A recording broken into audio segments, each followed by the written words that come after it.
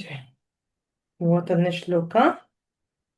ಪಾವನ ಪವತಾಮಸ್ಮಿ ರಾಮಶಾಸ್ತ್ರಭೃತಾಮಹಂ ಜಶಾನಾಮಕರಶ್ಚಾಸ್ಮಿ ಶ್ರೋತಸಾಮಸ್ಮಿ ಜಾಹ್ನವಿ.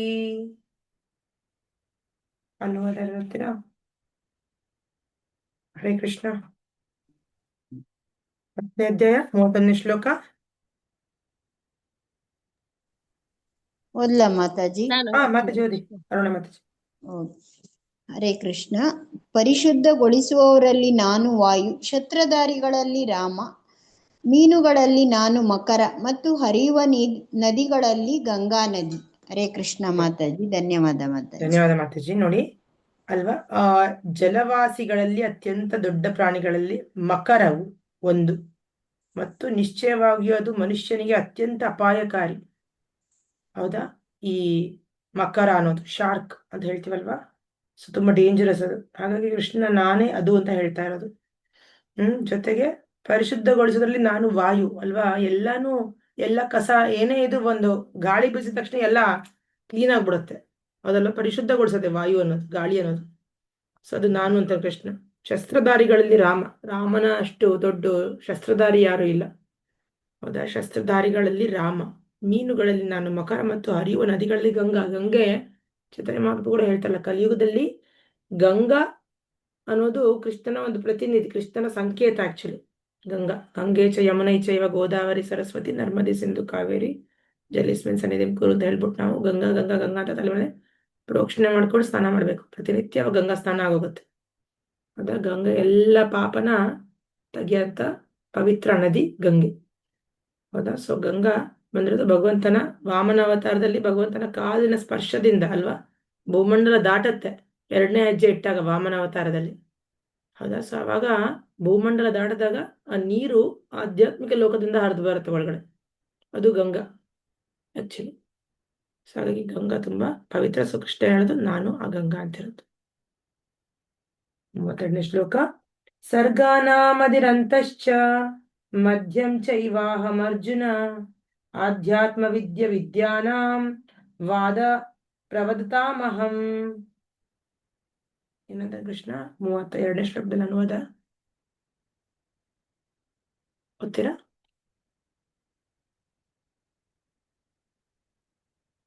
ಯಾರು ಹರೇ ಕೃಷ್ಣ? ಓದ್ಲಿ ಮಾತಾಜಿ. ಮತ್ತೆ ಯಾರು ಕೊಡೋಣ ಚಾನ್ಸು? ಸುಮಂಗಳ ಮಾತಾಜಿ ಧನ್ಯವಾದ. ಕಾಂತಮ್ಮ ಮಾತಾಜಿ ಓದ್ತೀರಾ? ಹರೇ ಕೃಷ್ಣ. ಕಾಂತಮ್ಮ ಮಾತಾಜಿ, ಹಿಮಾ ಮಾತಾಜಿ, ಸುಗುಣ ಮಾತಾಜಿ. ಏನೆಲ್ಲ ಸೈಲೆಂಟ್ ಆಗಿದ್ರಲ್ಲ, ಏನ್ ಸಮಾಚಾರ? ಹರೇ ಕೃಷ್ಣ ಮಾತಾಜಿ. ನಾನು ಓದ್ತೀನಿ ಮಾತಾಜಿ. ಓದಿ ಮಾತಾಜಿ. ಮಾತಾಜಿ ಮಕ್ಕಳುಗಳು ಮರಿತಾವ್ ಓದಕ್ ಆಗಲ್ಲ ಮಾತಾಜಿ. ಓಕೆ, ನಾನು ಓದ್ತೀನಿ ಮಾತಾಜಿ. ಓದಿ ಮಾತಾಜಿ.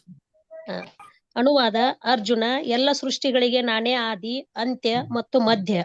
ಎಲ್ಲ ವಿದ್ಯೆಗಳಲ್ಲಿ ನಾನು ಆಧ್ಯಾತ್ಮ ವಿದ್ಯೆಯು, ಎಲ್ಲ ತಾರ್ಕಿಗಳಲ್ಲಿ ನಾನೇ ನಿರ್ಣಾಯಕ ಸತ್ಯ.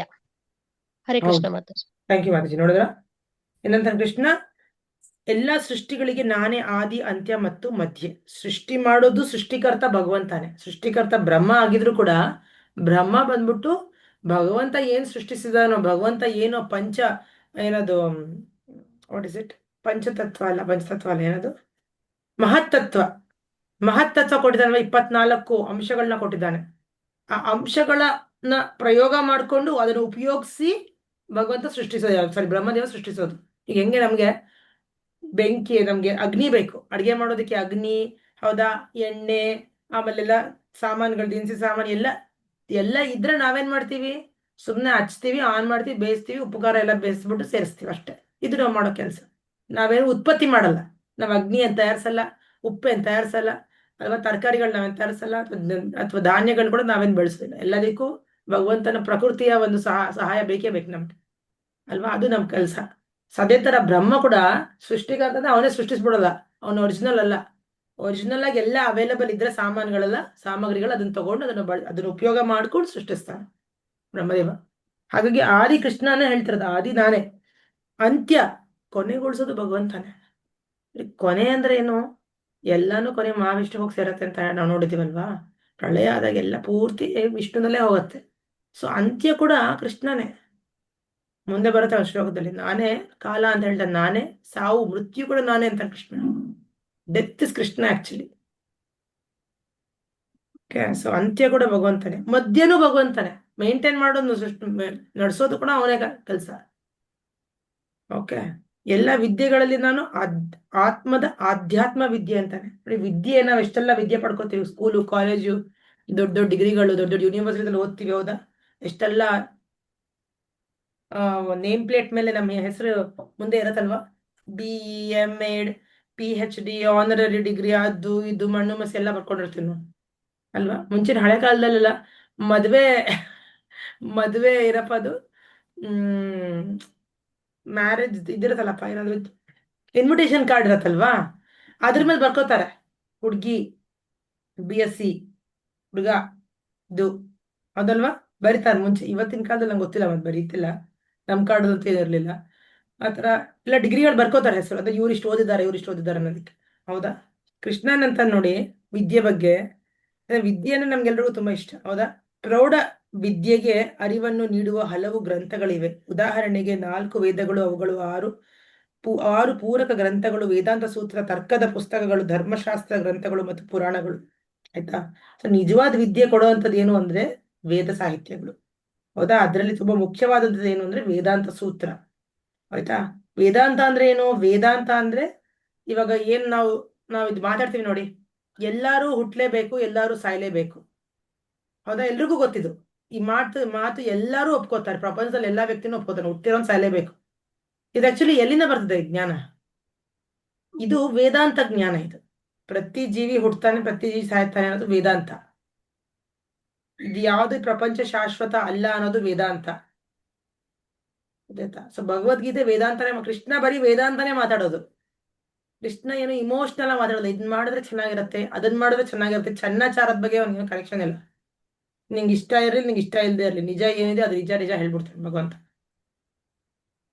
ಅಲ್ವಾ? ನಾವೆಲ್ಲರೂ ಹೋಗ್ಲೇಬೇಕು, ಬಿಡ್ಲೇಬೇಕು, ಇದು ಈ ಶರೀರ ಅನ್ನೋದು ಕ್ಷಯಿಸತ್ತೆ ಅನ್ನೋದನ್ನ ಕ್ಲೀನಾಗಿ ಹೇಳ್ತಾನೆ. ಅದು ವೇದಾಂತ ಜ್ಞಾನ ಏನ್ ಹೇಳ್ತಾರೆ, ವೇದಾಂತ ಸೂತ್ರ ಈ ಬಂದ್ಬಿಟ್ಟು ನಮ್ಮ ಧರ್ಮಶಾಸ್ತ್ರ ಗ್ರಂಥಗಳು ಮತ್ತು ಪುರಾಣಗಳು, ಹೀಗೆ ಶಿಕ್ಷಣದ ವಿಭಾಗಗಳಿವೆ. ಇವುಗಳಲ್ಲಿ ಆಧ್ಯಾತ್ಮಿಕ ವಿದ್ಯೆಯನ್ನು ನೀಡುವ ನಿರ್ದಿಷ್ಟವಾಗಿ ವೇದಾಂತ ಸೂತ್ರ ಕೃಷ್ಣನ ಪ್ರತಿನಿಧಿ. ನೋಡಿದ್ರೆ ವೇದಾಂತ ಸೂತ್ರ ಕೃಷ್ಣನ ಪ್ರತಿನಿಧಿಸುತ್ತೆ.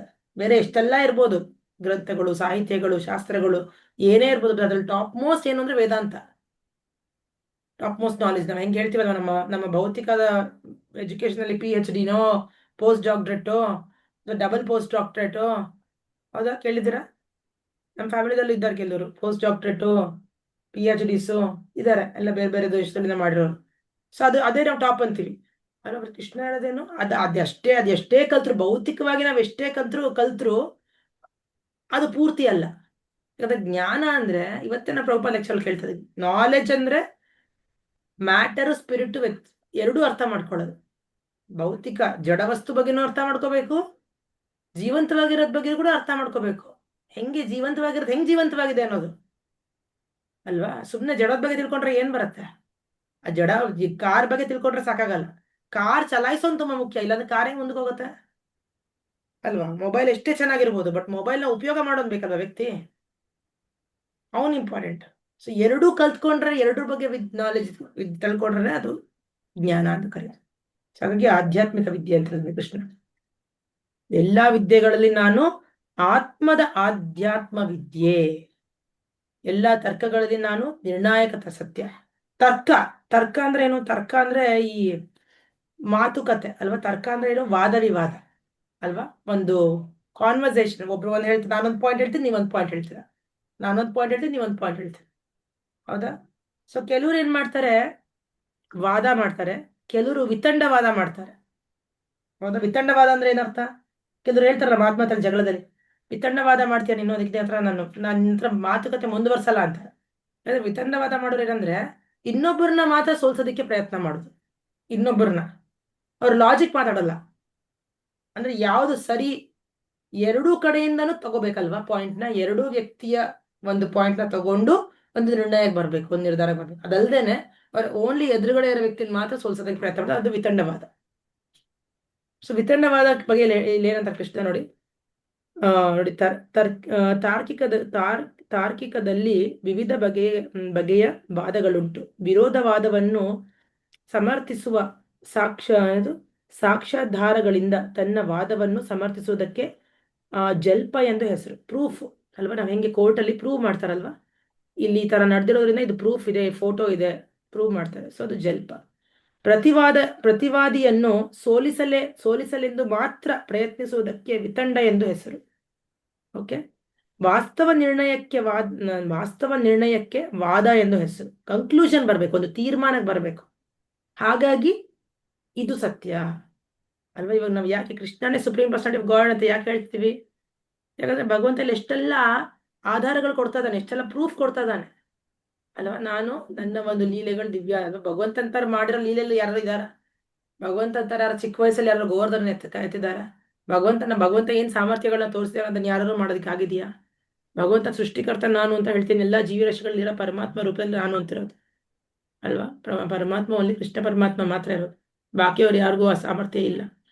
ಸೊ ಇಷ್ಟೆಲ್ಲ ಪವರ್ ನೋಡಿದ್ಮೇಲೆ ನಮ್ಗೆ ಏನ್ ಅರ್ಥ ಆಗುತ್ತೆ? ಇಲ್ಲಿ ಕೃಷ್ಣ ಹೇಳ್ತೀಯಲ್ಲ, ಇಷ್ಟೆಲ್ಲ ಐಶ್ವರ್ಯಗಳು ಹೇಳ್ತೀಯಾನೆ, ನಾನೇ ಹಿಮಾಲಯ, ನಾನೇ ಮೇರು ಪರ್ವತ, ನಾನೇ ಕಂದರ್ಪ, ಹೌದಾ, ನಾನು ಸಿಂಹ, ಎಷ್ಟೆಲ್ಲ ಹೇಳಿದಾನೆ ಇವಾಗ ಭಗವಂತ, ಹೌದಾ. ಮನಸ್ಸು, ನಾನೇ ಚೇತನ, ಕರೆಕ್ಟಾ, ನಾನೇ ಕಾಲ.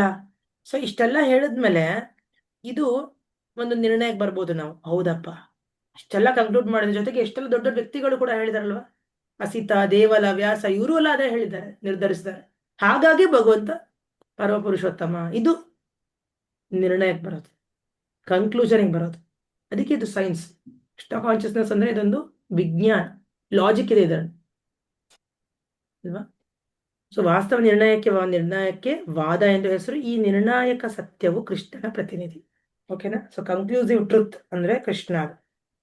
ಕನ್ಕ್ಲೂಸಿವ್ ಟ್ರುತ್ ಅಂದ್ರೆ ಅದೇ, ವೇದೈಶ್ಚ ಸರ್ವೇ ಅಹಮೇವ ವೇದ್ಯ ವೇದಾಂತ ಕೃತ್ವೇದ ವಿದೇವಚಾಮ್. ಎಲ್ಲ ವೇದಗಳನ್ನ ಓದ್ಬಿಟ್ಟು ಏನ್ ಅರ್ಥ ಆಯ್ತು? ಎಲ್ಲ ವೇದಗಳನ್ನ ತಿಳ್ಕೊಂಡು, ಎಲ್ಲ ವೇದಶಾಸ್ತ್ರ ಮಾಡ್ಕೊಂಡು, ವೇದ ಪಠನೆ ಮಾಡಿರೋರಿಗೆ ಕೃಷ್ಣನ ಸುಪ್ರೀಂ ಪರ್ಸನಾಲಿಟಿ ಗಾಡ್ ಅಂತ ಅರ್ಥ ಆಗದೆ ಹೋದ್ರೆ ಅವರು ಸರಿಯಾಗಿ ಅವ್ರಿಗೆ ಸತ್ಯ ಅರ್ಥ ಆಗ್ಲಿಲ್ಲ ಅಂತ ಅರ್ಥ, ಸರಿಯಾಗಿ ಅವ್ರ ಕರೆಕ್ಟ್ ತೀರ್ಮಾನಕ್ಕೆ ಬರ್ಲಿಲ್ಲ ಅಂತ ಅರ್ಥ.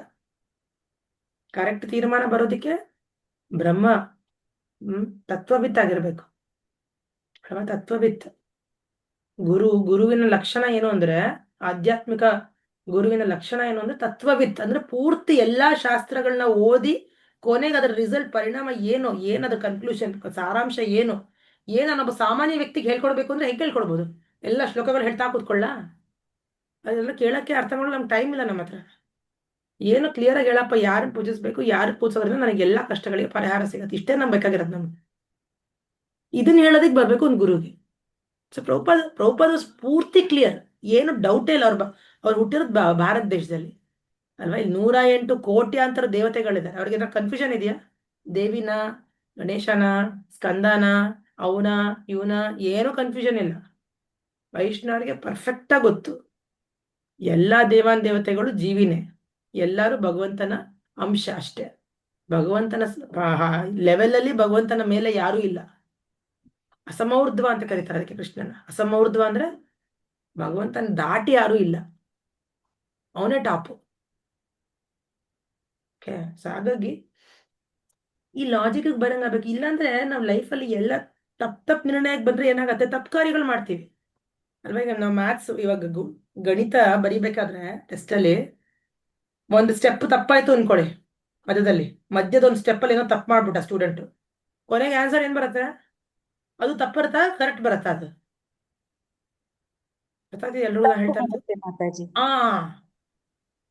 ಮಧ್ಯದ ಸ್ಟೆಪ್ ಹಾಳಾಯ್ತು ಅಂದ್ರೆ ಕೊನೆ ಸ್ಟೆಪ್ ಹಾಳದಂಗೆ, ಅದು ತಪ್ಪಾದಂಗೆ, ಮಾರ್ಕ್ಸ್ ಪೂರ್ತಿ ಹೋಗತ್ತೆ.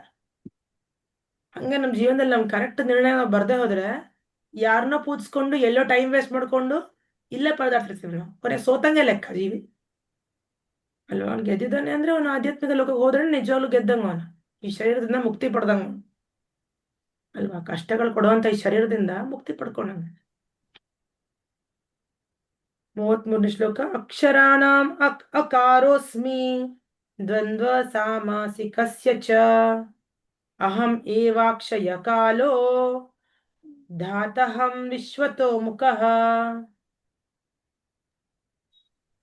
ಅಕ್ಷರಾಣ ಅಕರೋಸ್ಮಿ ಅಕಾರೋಸ್ಮಿ ಅಕಾರ ಅ ಉ ಮ ಅಲ್ವಾ? ಓಮ ಏನ್ ಬರುತ್ತೆ? ಅ ಉ ಮ ಬರುತ್ತೆ. ಸೊ ಅಂದ್ರೆ ಮೊದಲನೇ ಅಕ್ಷರ ನೋಡಿ. ಅಕ್ಷರಗಳಲ್ಲಿ ನಾನು ಸಮಾಸಗಳಲ್ಲಿ ದ್ವಂದ್ವ ಸಮಾಸ. ನಾನೇ ಅಕ್ಷಯವಾದ ಕಾಲ, ಸೃಷ್ಟಿಕರ್ತರಲ್ಲಿ ನಾನು ಬ್ರಹ್ಮ. ಸೊ ಅಕಾರ ಅನ್ನೋದು ಎಲ್ಲ ಸಂಸ್ಕೃತದಲ್ಲಿ ಬರುವಂತ ಮೊದಲನೇ ಅಕ್ಷರ. ಎಲ್ಲ ಪದಗಳಲ್ಲೂ ಅನ್ನೋದು ಇರುತ್ತೆ. ಸೊ ಅದು ನಾನು ಅಂತ ಕೃಷ್ಣ. ಓಕೆ, ಅಲ್ಲಿಂದನೇ ಶಬ್ದ ಬರೋದು. ದ ಬಿಗಿನಿಂಗ್ ಆಫ್ ಸೌಂಡ್ ಅದು ಇಂದ. ಆಮೇಲೆ ಇದು ಏನದು? ದ್ವಂದ್ವ ಸಮಾಸದ 2 ಪದಗಳಿರಂಥದ್ದು. ಎರಡೆರಡು ಪದಗಳು ಬರ್ತಲ್ಲ, ರಾಮಕೃಷ್ಣ, ಆಮೇಲೆ ಇನ್ನೇನದ, ಅಕ್ಷಯ ಪಾತ್ರ ಅಲ್ವಾ? ಈ ಕೆಲವು ಎರಡೆರಡು ಪದಗಳು ಒಟ್ಟಿಗೆ ಹೇಳ್ತೀವಿ ನಾವು. ಇನ್ನೇನಾದ್ರು ಉದಾಹರಣೆ ಇದೆಯಾ? ಸುಖ ದುಃಖ. ಸುಖ ದುಃಖನ. ಓಕೆ, ಒಟ್ಟಿಗೆ. ಇದಕ್ಕೆ ದ್ವಂದ್ವ ಅಂತ ಕರೀತಾರೆ, ಕಾಂಪೌಂಡ್ ವರ್ಡ್ಸ್. ಮಾತಾಜಿ, ಸೊ ಅದು ಕೃಷ್ಣ ನಾನು ಅಂತಾನೆ. Dual word like Ramakrishna is called dvandva. In this compound the words Ramakrishna same form, therefore the compound is called dual. So ನಾನು ಅದು ಅಂತಾನೆ ಕೃಷ್ಣ. ನೆಕ್ಸ್ಟ್ ಭಗವಂತ ಏನಂತಾನೆ? ತುಂಬಾ ಮುಖ್ಯವಾದಂತ, ಕೊಲ್ಲುವವರಲ್ಲೆಲ್ಲ ಕಾಲವೇ ಕಟ್ಟ ಕಡೆಯದು, ಏಕೆಂದರೆ ಕಾಲವು ಎಲ್ಲವನ್ನೂ ಕೊಲ್ಲುತ್ತದೆ. ಅದು ಕೃಷ್ಣನ ಪ್ರತಿನಿಧಿ. ಏಕೆಂದರೆ ಕಾಲ ಬಂದಾಗ ಪ್ರಳಯಾಗ್ನಿ ಉಂಟಾಗಿ ಎಲ್ಲವೂ ನಾಶವಾಗುತ್ತದೆ. ಕೊನೇ ಮೊಮೆಂಟ್ ಅಲ್ಲಿ ಈ ಪ್ರಪಂಚ ನಾಶ ಆಗ್ಬೇಕು ಅಂದ್ರೆ ಒಂದು ದೊಡ್ಡ ಅಗ್ನಿ ಬರುತ್ತಂತೆ, ಎಲ್ಲ ಸುಟ್ಟು ಭಸ್ಮ ಮಾಡ್ಬಿಡುತ್ತೆ. ಅದು ಲಾಸ್ಟ್ ಮಿನಿಟ್, ಅದು ಕೊನೇ ಕಾಲ ಅದು. ಸೊ ಆ ಥರ ಒಂದು ಪ್ರಳಯ ಬಂದ್ಬಿಟ್ಟು ಎಲ್ಲ ನಾಶ ಮಾಡುತ್ತಂತೆ. ಸೃಷ್ಟಿಕರ್ತರಾದ ಜೀವಿಗಳಲ್ಲಿ ಚತುರ್ಮುಖನಾದ ಬ್ರಹ್ಮನೇ ಪ್ರಧಾನ. ಆದುದರಿಂದ ಅವನು ಪರಮಪ್ರಭು, ಕೃಷ್ಣನ ಪ್ರತಿನಿಧಿ. ಎಲ್ಲ ಜೀವಿಗಳಲ್ಲಿ ಟಾಪ್ ಮೋಸ್ಟ್ ಜೀವಿ ಯಾರು? ಟಾಪ್ ಮೋಸ್ಟ್ ಜೀವಿ ಅಂದ್ರೆ ಬ್ರಹ್ಮ. 78%, 78% ಗುಣಗಳಿದೆ ಅವನಲ್ಲಿ. ಕೃಷ್ಣನ 78% ಅಷ್ಟು ಗುಣಗಳು ಬ್ರಹ್ಮನಲ್ಲಿದೆ. ಬ್ರಹ್ಮ ಆದ್ಮೇಲೆ ಶಿವ. ಶಿವನಿಗೆ 85 ಏನೋ ಇದೆ, 85% ರೀಚ್ ಆಗ್ತಾರ ಅಷ್ಟೇ. 100% ಯಾರೂ ಇಲ್ಲ. ಕೃಷ್ಣನ್ ಈಕ್ವಲ್ ಯಾರೂ ಇಲ್ಲ ಹೇಳಿದ್ರೆ. ನಾರಾಯಣ ಕೂಡ ಏನದು 60 ಕ್ವಾಲಿಟಿ, 64 ಕ್ವಾಲಿಟಿದಲ್ಲಿ 60 ಕ್ವಾಲಿಟಿ ಮಾತ್ರ ಇರೋದು ನಾರಾಯಣನಲ್ಲಿ. ವಿಷ್ಣು ನಾರಾಯಣ. ಓಕೆ, ಎಲ್ಲ ಅವತಾರಗಳು ಅಷ್ಟೇ. ವಿಷ್ಣು ಅವತಾರ, ವಿಷ್ಣು ತತ್ವ ಎಲ್ಲ ಯಾರೇ ಇರ್ಬೋದು, ಎಲ್ಲರೂ 60 ಗುಣಗಳು. ಅಂದ್ರೆ 90% ಏನೋ, 95% ಅವರು. 100% ಅಂದ್ರೆ ಓನ್ಲಿ ಕೃಷ್ಣ. ಲಾಸ್ಟ್ 4-5 ಎಕ್ಸ್ಟ್ರಾ ಗುಣಗಳು ಕೃಷ್ಣನಲ್ಲಿರೋದು. 4 ಗುಣಗಳು. ಒಂದು ಮಾಧುರ್ಯ, ಒಂದು ವೇಣು ಮಾಧುರಿ, ಆಮೇಲೆ ಲೀಲಾ ಮಾಧುರಿ. ಇದೆಲ್ಲ ಓನ್ಲಿ ಕೃಷ್ಣನಲ್ಲಿ ಮಾತ್ರ ಇರೋದು. ಇದೆಲ್ಲ ಎಲ್ಲರ ಹತ್ರ ಇರಲ್ಲ. ಇದೆಲ್ಲ ಅಪರೂಪವಾದಂತ ಗುಣಗಳಿದು. ಅಂದ್ರೆ ತುಂಬಾ ಅದೊಂಥರ ಆಕರ್ಷಿಸುತ್ತೆ ಒಂದು ಜೀವಿನ ಅಲ್ವಾ? ಮಾಧುರಿ, ವೇಣು ಮಾಧುರಿ, ಲೀಲೆ ಮಾಧುರಿ, ಇದೆಲ್ಲ ಕೃಷ್ಣನ ಗುಣಲಕ್ಷಣಗಳು. ಸೊ ಹಾಗಾಗಿ ಇದು 100% ಇರೋದು ಕೇವಲ ಕೃಷ್ಣನಲ್ಲಿ. ಬಾಕಿ ಎಲ್ಲರೂ 95%ಗೂ ಬರ್ತಾರೆ. ಅಂದ್ರೆ 60 ಕ್ವಾಲಿಟಿವರೆಗೂ ಮುಟ್ತಾರೆ ಅಷ್ಟೇ, 64 ಬರಲ್ಲ ಯಾರು. ಓಕೆ, ಅದು ವಿಷಯ. ನೆಕ್ಸ್ಟ್ ಅಕ್ಷರ ಮೃತ್ಯು ಸರ್ವಹರಶ್ಚಾಹಂ ಉದ್ಭವಶ್ಚ ಭವಿಷ್ಯತಾಂ ಕೀರ್ತಿ ಶ್ರೀರ್ ವಾಕ್ಚ ನಾರೀಣಾಂ ಸ್ಮೃತಿರ್ಮೇಧ ತ್ರಿತಿಕ್ಷಮಾ. ಇದು ತುಂಬಾ ಚೆನ್ನಾಗಿದೆ ಶ್ಲೋಕ. ಯಾರು ಓದ್ತೀರಾ? ಹರೇ ಕೃಷ್ಣ. ಅನುವಾದ ಮತ್ತೆ ಭಾವಾರ್ಥ ನಾನು ಓದ್ಲಾ ಮಾತಾಜಿ? ಸುಗುಣ ಮಾತಾಜಿ ಓದಿ. ಸರ್ವ ಭಕ್ಷಕನಾದ ಮೃತ್ಯುವು ನಾನೇ, ಇನ್ನು ಹುಟ್ಟಲಿರುವ ಎಲ್ಲದರ ಉತ್ಪತ್ತಿ ತತ್ವ ನಾನೇ. ಸ್ತ್ರೀಯರಲ್ಲಿ ಕೀರ್ತಿ, ಶ್ರೀ, ವಾಕ್ಕು, ಸ್ಮೃತಿ, ಮೇಧಾಶಕ್ತಿ, ದೃಢತೆ ಮತ್ತು ತಾಳ್ಮೆ ನಾನು. ಭಾವಾರ್ಥ: ಮನುಷ್ಯನು ಹುಟ್ಟಿದಾಗಿನಿಂದ ಪ್ರತಿ ಕ್ಷಣವೂ ಸಾಯುತ್ತಿರುತ್ತಾನೆ. ಹೀಗೆ ಸಾವು ಜೀವಿಯನ್ನು ಪ್ರತಿ ಕ್ಷಣವೂ ತಿನ್ನುತ್ತಿರುತ್ತದೆ. ಕಡೆಯ ಪೆಟ್ಟಿಗೆ ಸಾವು ಎಂದು ಹೆಸರು. ಕೃಷ್ಣನೇ ಆ ಸಾವು. ಮುಂದಿನ ಬೆಳವಣಿಗೆಯ ವಿಷಯ ಹೇಳುವುದೇನೆಂದರೆ, ಎಲ್ಲ ಜೀವಿಗಳಲ್ಲಿ ಮೂಲ ಬದಲಾವಣೆಗಳಾಗುತ್ತವೆ. ಆರು ಮೂಲ ಬದಲಾವಣೆಗಳ ಎಲ್ಲ ಹೌದಾ? ಇಲ್ಲ ಮಾತಾಜಿ ಇದರಲ್ಲಿ. ಓಕೆ, ಬದಲಾವಣೆಗಳಾಗುತ್ತವೆ. ಅವರು ಹುಟ್ಟುತ್ತಾರೆ, ಬೆಳೆಯುತ್ತಾರೆ, ಕೆಲ ಕಾಲ ಇರುತ್ತಾರೆ, ಮಕ್ಕಳನ್ನು ಪಡೆಯುತ್ತಾರೆ, ಕಡೆಗೆ ಮಾಯವಾಗುತ್ತಾರೆ. ಇವುಗಳಲ್ಲಿ ಕ್ಷಣಿಸುತ್ತಾರೆ ಮತ್ತು ಕಡೆಗೆ ಮಾಯವಾಗುತ್ತಾರೆ. 6 ಗುಣಗಳು. ಅದು ನಮ್ ಬುಕ್ಕಲ್ಲಿ ಬೇರೆ ಚೇಂಜ್ ಇದೆ ಮಾತಾಜಿ. ಹೌದಾ? ಆಯ್ತು, ಹಾಗಾದ್ರೆ ನೀವೇ ನಿಲ್ಸ್ಕೊಂಬಿಡಿ ಮಾತಾಜಿ. ಮತ್ತೆ ಇನ್ಯಾರು ಓದೋಣ. ಥ್ಯಾಂಕ್ ಯು ಮಾತಾಜಿ. ಸರಿ. ಸುಧಾ ಮಾತಾಜಿ ಓದ್ತೀರಾ? ಹಾ, ಎಲ್ಲಿಂದ ಓದ್ಲಿ ಮಾತಾಜಿ? ಮೊದ್ಲಿಂದಾನೇ ಮತ್ತೆ ಅದೇ ಓದ್ಬೋದು. ಆರು ಲಕ್ಷಣಗಳು ಒಂದ್ಸರಿ ಓದ್ಬಿಡಿ, ಇಂಪಾರ್ಟೆಂಟ್ ಅದು. ಎಲ್ಲ ಹುಟ್ಟುತ್ತಾರೆ. ಜೀವಿಗಳಲ್ಲಿ 6 ಮೂಲ ಬದಲಾವಣೆಗಳಾಗುತ್ತವೆ. ಅವರು ಹುಟ್ಟುತ್ತಾರೆ, ಬೆಳೆಯುತ್ತಾರೆ, ಕೆಲಕಾಲ ಇರುತ್ತಾರೆ, ಮಕ್ಕಳನ್ನು ಪಡೆಯುತ್ತಾರೆ, ಕ್ಷೀಣಿಸುತ್ತಾರೆ ಮತ್ತು ಕಡೆಗೆ ಮಾಯವಾಗುತ್ತಾರೆ. ಇವುಗಳಲ್ಲಿ ಮೊದಲನೆಯದು ಗರ್ಭದಿಂದ ಬಿಡುಗಡೆ. ಇದು ಕೃಷ್ಣ. ಮೊದಲ ಹುಟ್ಟು ಎಲ್ಲ ಮುಂದಿನ ಚಟುವಟಿಕೆಗಳ ಪ್ರಾರಂಭ. ಇಲ್ಲಿ ಹೆಸರಿಸಿರುವ 7 ಸಿರಿಗಳು ಕೀರ್ತಿ, ಅದೃಷ್ಟ, ಸುಂದರ ಮಾತು, ಸ್ಮರಣಶಕ್ತಿ, ಬುದ್ಧಿಶಕ್ತಿ, ದೃಢತೆ ಮತ್ತು ತಾಳ್ಮೆ, ಸ್ತ್ರೀ ಸಹಜ ಎಂದು ಪರಿಗಣಿಸಲಾಗುತ್ತದೆ. ಇವೆಲ್ಲ ಅಥವಾ ಇವುಗಳಲ್ಲಿ ಕೆಲವು ಸಿರಿಗಳಿರುವವನು ಮಹಾನ್ ವ್ಯಕ್ತಿಯಾಗುತ್ತಾನೆ. ವ್ಯಕ್ತಿಯು ಧರ್ಮಿಷ್ಠನೆಂದು ಪ್ರಸಿದ್ಧನಾಗಿದ್ದರೆ ಅವನು ಮಹಿಮಾನ್ವಿತನಾಗುತ್ತಾನೆ. ಸಂಸ್ಕೃತವು ಪರಿಪೂರ್ಣ ಭಾಷೆ, ಆದುದರಿಂದ ಮಹಿಮಾನ್ವಿತವಾಗಿದೆ. ಅಧ್ಯಯನ ಮಾಡಿದ ನಂತರ ಮನುಷ್ಯನು ವಿಷಯವನ್ನು ಜ್ಞಾಪಿಸಿಕೊಳ್ಳಬಲ್ಲವನಾದರೆ ಅವನಿಗೆ ಒಳ್ಳೆಯ ಸ್ಮರಣಶಕ್ತಿ ಮತ್ತು ಸ್ಮೃತಿ ಉಂಟು. ಬೇರೆ ಬೇರೆ ವಿಷಯಗಳನ್ನು ಕುರಿತು ಅಧಿಕ ಸಂಖ್ಯೆಯ ಪುಸ್ತಕಗಳನ್ನು ಓದಿ ಅವುಗಳನ್ನು ಅರ್ಥ ಮಾಡಿಕೊಂಡು ಅಗತ್ಯವಾದಾಗ ಅನ್ವಯಿಸುವ ಶಕ್ತಿಯು ಬುದ್ಧಿಶಕ್ತಿ. ಮೇಧ. ಅಸ್ಥಿರತೆಯನ್ನು ನಿವಾರಿಸಿಕೊಳ್ಳುವ ಶಕ್ತಿಯು ದೃಢತೆ ಅಥವಾ ಧೃತಿ. ಸಂಪೂರ್ಣವಾಗಿ ಅರ್ಹನಾದರೂ ನಮ್ರನಾಗಿ ಮೃದು ಸ್ವಭಾವದವನಾಗಿದ್ದು ದುಃಖದಲ್ಲಿಯೂ ಹರ್ಷೋನ್ಮಾದದಲ್ಲಿಯೂ ಸಮಚಿತ್ತನಾಗಿ ಇರುವವನಿಗೆ ತಾಳ್ಮೆಯ ಸಿರಿಯುಂಟು, ಅಂದರೆ ಕ್ಷಮ. ಹರೇ ಕೃಷ್ಣ ಮಾತಾಜಿ.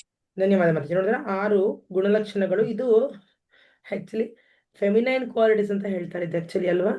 ಸ್ತ್ರೀಯರಲ್ಲಿ ಕೀರ್ತಿ, ಶ್ರೀ, ವಾಕು, ಸ್ಮೃತಿ, ಮೇಧಾಶಕ್ತಿ, ದೃಢತೆ, ತಾಳ್ಮೆ, ಇಷ್ಟು ಗುಣಗಳು ಆಕ್ಚುಲಿ ಯಾವ ಒಂದು ವ್ಯಕ್ತಿದಲ್ಲಿರುತ್ತೋ ಅವ್ರು ತುಂಬಾ ಹೆಸರುವಾಸಿ ಆಗ್ತಾರೆ ಅವ್ರು ಆಕ್ಚುಲಿ.